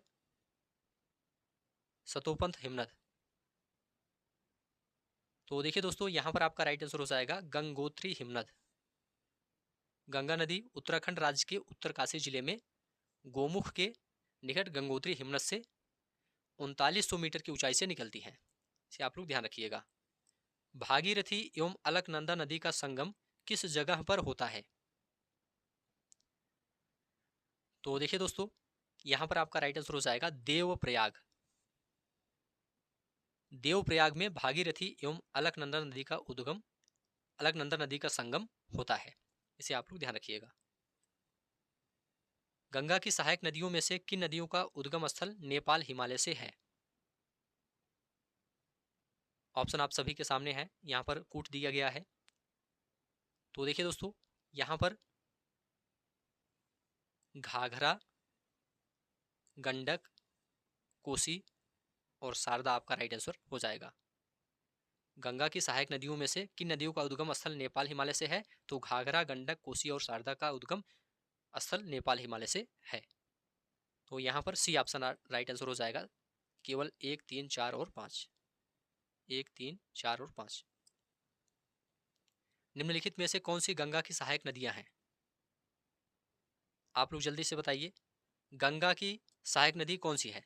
गंडक, रामगंगा, सोन, वेनगंगा। तो देखिए दोस्तों, यहाँ पर आपका राइट आंसर हो जाएगा गंडक, रामगंगा और सोन। 1, 2, 3। 1, 2 और 3 आपका राइट आंसर हो जाएगा। केवल 1, 2 और 3। गंगा नदी की प्रमुख सहायक नदियों की बात करें दोस्तों, तो याद रखिएगा गोमती, शारदा या सरयू, घाघरा, गंडक, कोसी, रामगंगा, महानंदा, यमुना तथा सोन है। वेनगंगा दोस्तों गोदावरी नदी की सहायक नदी है। इसे आप लोग याद रखिएगा। वेनगंगा गोदावरी नदी की सहायक नदी है। इस नदी का उद्गम कैलाश पर्वत श्रेणी में मानसरोवर झील के निकट चेमा युंगडुंग हिमनद से है। यहाँ से यह पूर्व दिशा में अनुदैर्ध्य रूप से बहती हुई नामचा बारवा शिखर के पास पहुंचकर अंग्रेजी के यू अक्षर जैसा मोड़ बनाकर भारत में प्रवेश करती है। उपयुक्त विवरण किस नदी के संदर्भ में है? तो देखिए दोस्तों, यहाँ पर आपका राइट आंसर हो जाएगा ब्रह्मपुत्र नदी। उपयुक्त विवरण दोस्तों ब्रह्मपुत्र नदी के संदर्भ में है। यहाँ पर ए ऑप्शन आपका राइट आंसर हो जाएगा। प्रायद्वीपीय नदियों की विशेषताओं के संबंध में नीचे दिए गए कथनों पर विचार कीजिए। प्रायद्वीपीय नदियां अपना मार्ग बदलती रहती हैं। क्या यह सही है? यह दोस्तों सही नहीं है। ये नदियां विसर्पों का निर्माण नहीं करती हैं। तो यह सही है दोस्तों। प्रायद्वीपीय नदियां अपने मुहाने पर डेल्टा का निर्माण करती हैं। यह भी सही है। प्रायद्वीपीय नदियों की अपाह द्रोणियां आकार में अपेक्षाकृत छोटी हैं। तो यह भी आपका सही है। केवल 2, 3 और 4 आपका राइट आंसर हो जाएगा। 2, 3 और 4 बी ऑप्शन आपका राइट आंसर हो जाएगा। निम्नलिखित में से कौन सी प्रायद्वीपीय नदियां भ्रंश घाटी से होकर बहती है? ऑप्शन आप सभी के सामने है, आप लोग बताइए। देखिए दोस्तों, यहाँ पर आपका राइट आंसर हो जाएगा नर्मदा नदी और ताप्ती नदी। तो यहाँ पर केवल 1 और 2 आपका राइट आंसर हो जाएगा। प्रायद्वीपीय भारत में नर्मदा और ताप्ती नदियां भ्रंश घाटी से होकर बहती है। इसे आप लोग याद रखिएगा। प्रायद्वीपीय नदियों एवं उनके उद्गम स्थलों के संबंध में सूची फर्स्ट को सूची सेकंड से मिलाइए। यहाँ पर मिलान करना है। ताप्ती नदी यहाँ पर दिया गया है। ताप्ती नदी को आप किससे मिलाएंगे? इसको आप मिलाएंगे सतपुड़ा पर्वत श्रृंखला से। इसके बाद गोदावरी नदी को त्र्यंबकेश्वर से आप मिलाएंगे। कृष्णा नदी को आप मिलाएंगे महाबलेश्वर से। कावेरी को ब्रह्मगिरी पहाड़ी श्रृंखला से। तो इस तरह से यहाँ पर डी ऑप्शन राइट आंसर हो जाएगा। 3, 4, 2, 1। यहाँ पर डी ऑप्शन आपका राइट आंसर हो जाएगा।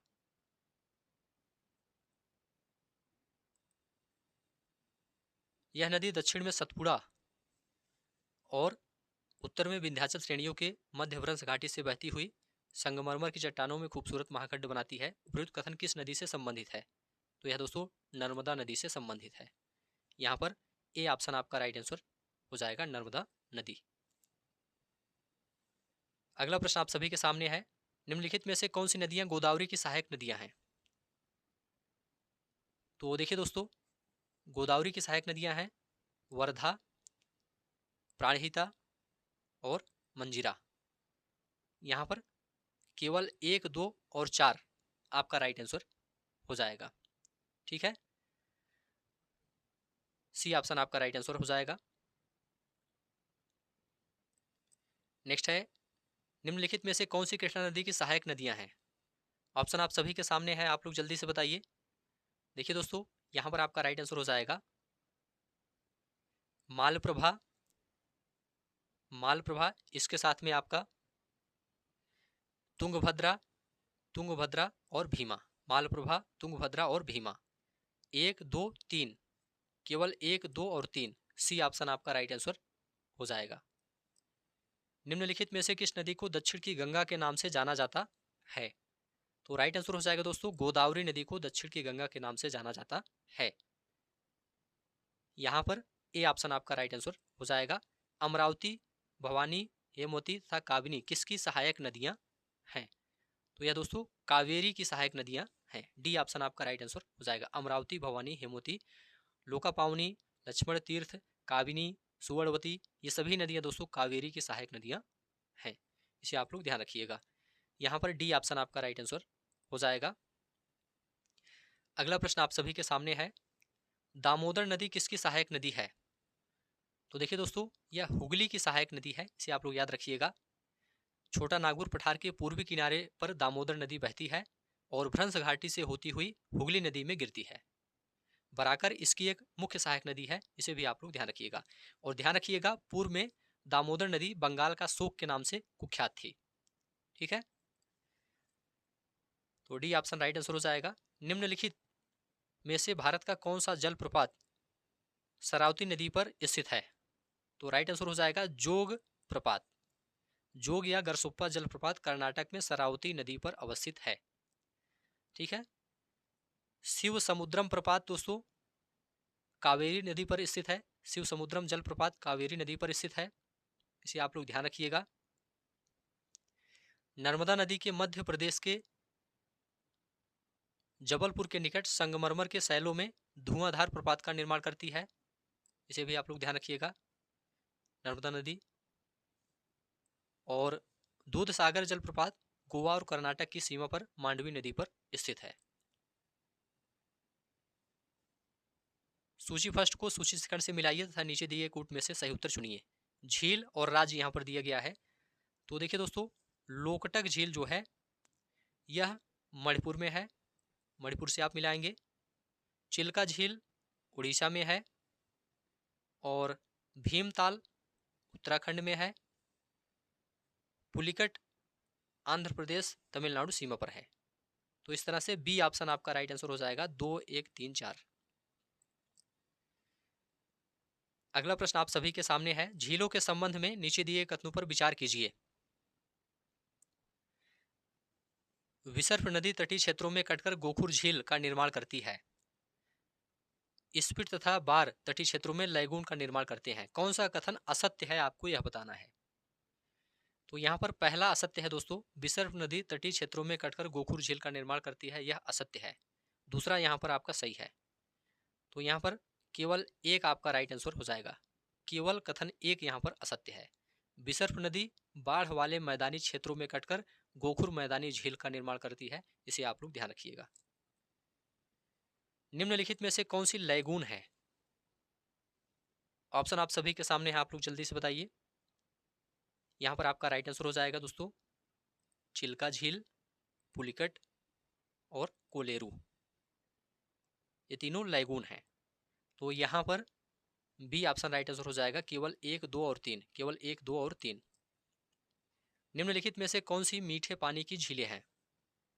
ऑप्शन आप सभी के सामने है, आप लोग जल्दी से बताइए। देखिए दोस्तों, ये सभी मीठे पानी की झीलें हैं, डल झील, उडर झील, भीमताल, लोकटक, बड़ा पानी। तो उपयुक्त सभी आपका राइट आंसर हो जाएगा, डी ऑप्शन।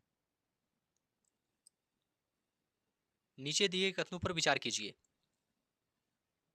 झीलें नदी के बहाव को सुचारू बनाने में सहायक होती हैं, क्या यह कथन सही है? तो दोस्तों यह बिल्कुल सही है। झीलें बाढ़ को रोकती हैं, यह भी आपका सही है। झीलें अपने आसपास की जलवायु को सामान्य बनाती हैं, यह भी सही है। झीलें जलीय पारितंत्र को संतुलित रखती हैं, यह भी आपका सही है। उपयुक्त सभी आपका राइट आंसर हो जाएगा, डी ऑप्शन। मानव निर्मित गोविंद सागर झील का संबंध किस परियोजना से है? तो राइट आंसर हो जाएगा भाखड़ा नांगल परियोजना से है। गोविंद सागर झील का संबंध भाखड़ा नागल परियोजना से है जो सतलुज नदी पर अवस्थित है। यहाँ पर बी ऑप्शन आपका राइट आंसर हो जाएगा। गंगा कार्य योजना के संबंध में नीचे दिए कथनों पर विचार कीजिए। पहला है, गंगा कार्य योजना का पहला चरण 1985 में आरंभ किया गया था, यह तो सही है।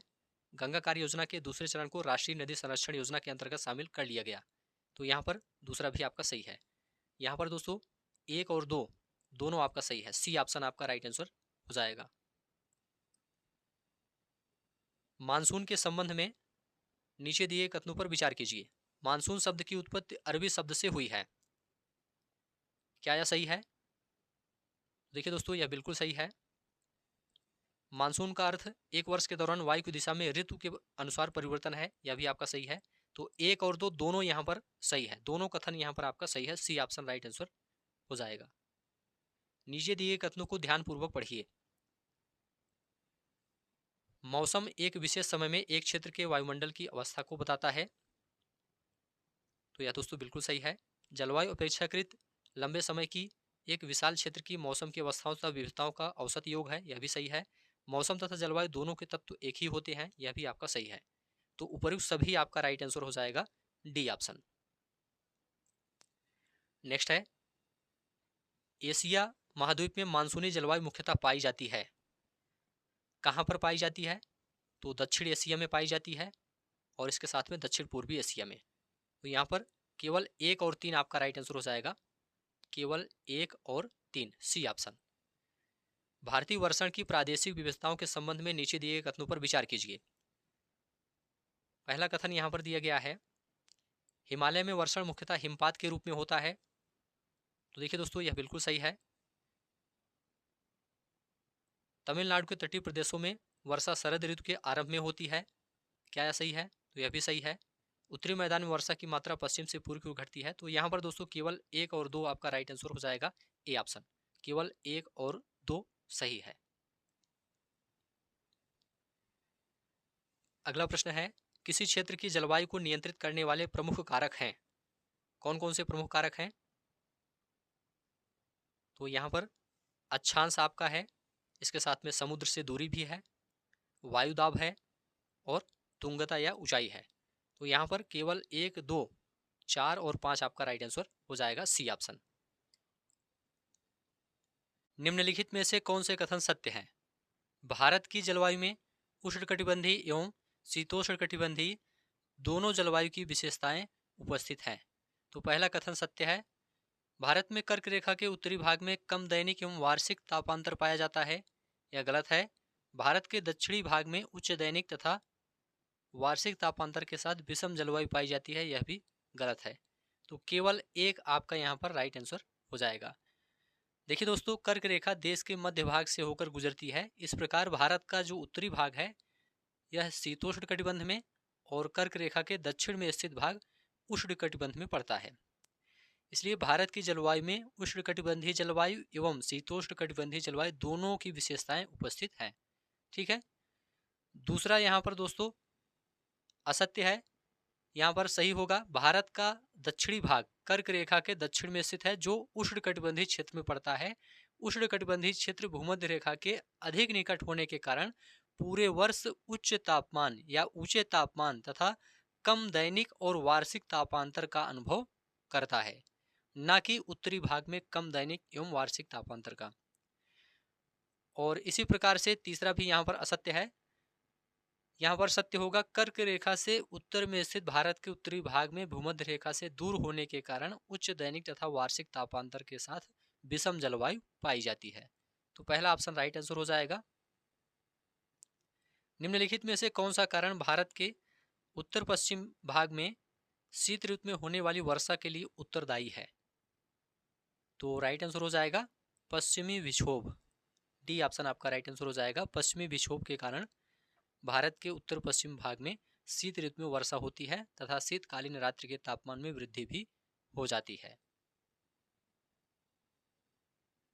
भारत में मानसून के प्रस्फोट फटने के लिए निम्नलिखित में से किसे जिम्मेदार माना जाता है? तो राइट आंसर हो जाएगा पूर्वी जेट प्रवाह को। मानसून के आगमन के समय सामान्य वर्षा में अचानक वृद्धि हो जाती है तथा लगातार कई दिनों तक यह जारी रहती है। इसे मानसून प्रस्फोट कहते हैं। और पूर्वी जेट प्रवाह को भारत में मानसून के प्रस्फोट के लिए जिम्मेदार माना जाता है। इसे आप लोग याद रखिएगा। सभी प्रश्न दोस्तों काफी ज्यादा इंपॉर्टेंट है, सभी प्रश्न आप लोग ध्यान से देखते हुए चलिए। तमिलनाडु में वर्षा होती है, किसके द्वारा वर्षा होती है? तो राइट आंसर हो जाएगा उत्तरी पूर्वी मानसूनी पवनों के द्वारा। तमिलनाडु में वर्षा उत्तरी पूर्वी मानसूनी पवनों के द्वारा होती है। ठीक है, बी ऑप्शन आपका राइट आंसर हो जाएगा। देखिए दोस्तों, जब मानसूनी पवनें भारतीय उपमहाद्वीप से लौटने लगती हैं तब वे बंगाल की खाड़ी से जलवाष्प ग्रहण करके उत्तरी पूर्वी मानसून के रूप में तमिलनाडु में वर्षा कराती हैं। अगला प्रश्न है, वह वनस्पति जो मनुष्य की सहायता के बिना अपने आप पैदा होती है और लंबे समय तक बिना किसी मानवीय हस्तक्षेप की उगती है, इस प्रकार की वनस्पति को क्या कहते हैं? इसे दोस्तों अछत वनस्पति कहते हैं। 3 सेक्शन में आपको बताया गया था, अछत वनस्पति कहते हैं। सी ऑप्शन आपका राइट आंसर हो जाएगा।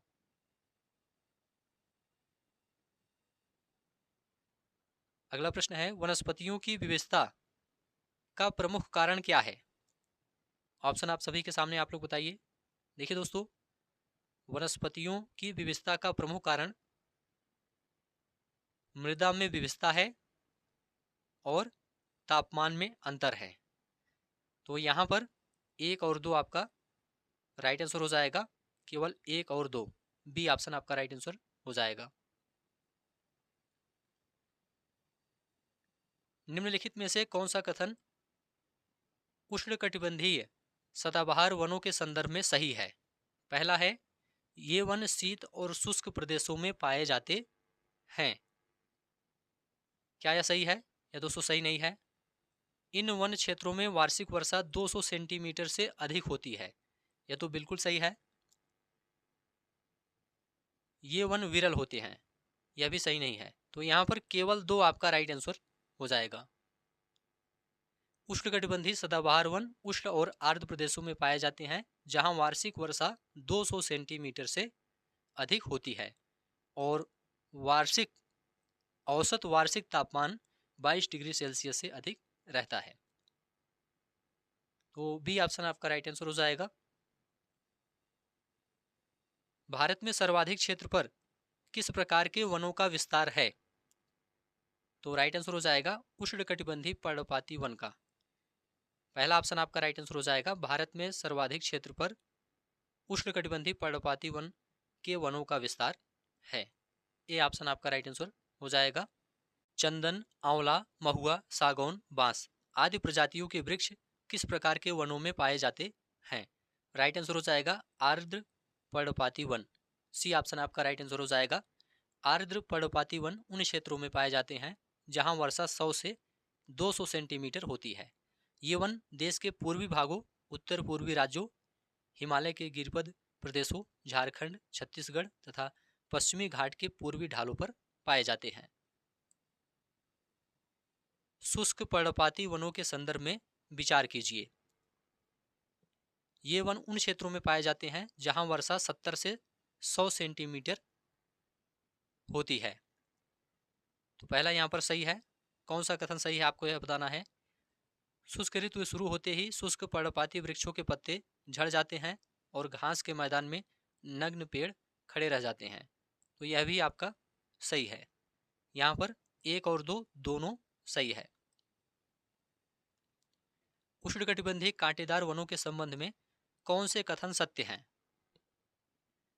ये वन उन क्षेत्रों में पाए जाते हैं जहां वार्षिक वर्षा 50 सेंटीमीटर से कम होती है। क्या यह सही है? तो यह बिल्कुल सही है। इस प्रकार के वन देश के उत्तरी पश्चिमी भागों में पाए जाते हैं। यह भी सही है। इन वनों के पौधे लगभग पूरे वर्ष पर्णरहित रहते हैं। यह भी आपका सही है। उपयुक्त सभी आपका राइट आंसर हो जाएगा डी ऑप्शन। मैंग्रोव वनों के संदर्भ में नीचे दिए गए कथनों पर विचार कीजिए। मैंग्रोव तटवर्ती क्षेत्रों में जहां ज्वार भाटा आते हैं वहां की सबसे महत्वपूर्ण वनस्पति है, बिल्कुल सही है। मैंग्रोव पौधों की जड़ें पानी में डूबी रहती हैं, यह भी सही है। यहाँ पर एक और दो दोनों कथन सत्य है, इसलिए सी ऑप्शन आपका राइट आंसर हो जाएगा। निम्नलिखित में से किन नदियों के डेल्टाई भाग में मैंग्रोव वन पाए जाते हैं? तो राइट आंसर हो जाएगा गंगा, गोदावरी, महानदी, कृष्णा। ये सभी आपका राइट आंसर हो जाएगा, उपयुक्त सभी। देखिए दोस्तों, भारत में मैंग्रोव वन का क्षेत्र विश्व के मैंग्रोव क्षेत्र का लगभग 3% है, इसे आप लोग ध्यान रखिएगा। भारत में ये वन दोस्तों अंडमान और निकोबार द्वीप समूह तथा पश्चिम बंगाल में गंगा ब्रह्मपुत्र नदियों पर स्थित सुंदरवन डेल्टा में अत्यधिक विकसित है। इसके अलावा दोस्तों ये वन महानदी, गोदावरी और कृष्णा नदियों के डेल्टाई भाग में भी पाए जाते हैं। तो यहाँ पर डी ऑप्शन आपका राइट आंसर हो जाएगा। तो ठीक है दोस्तों, आज की इस क्लास को यहीं पर समाप्त करते हैं। ये सभी प्रश्न आगामी सभी परीक्षाओं के लिए काफ़ी ज़्यादा इंपॉर्टेंट है। उम्मीद है यह क्लास आपको अच्छा लगा है तो चैनल को सब्सक्राइब कीजिए, दोस्तों शेयर कीजिए और कमेंट में लिखकर ज़रूर बताइए।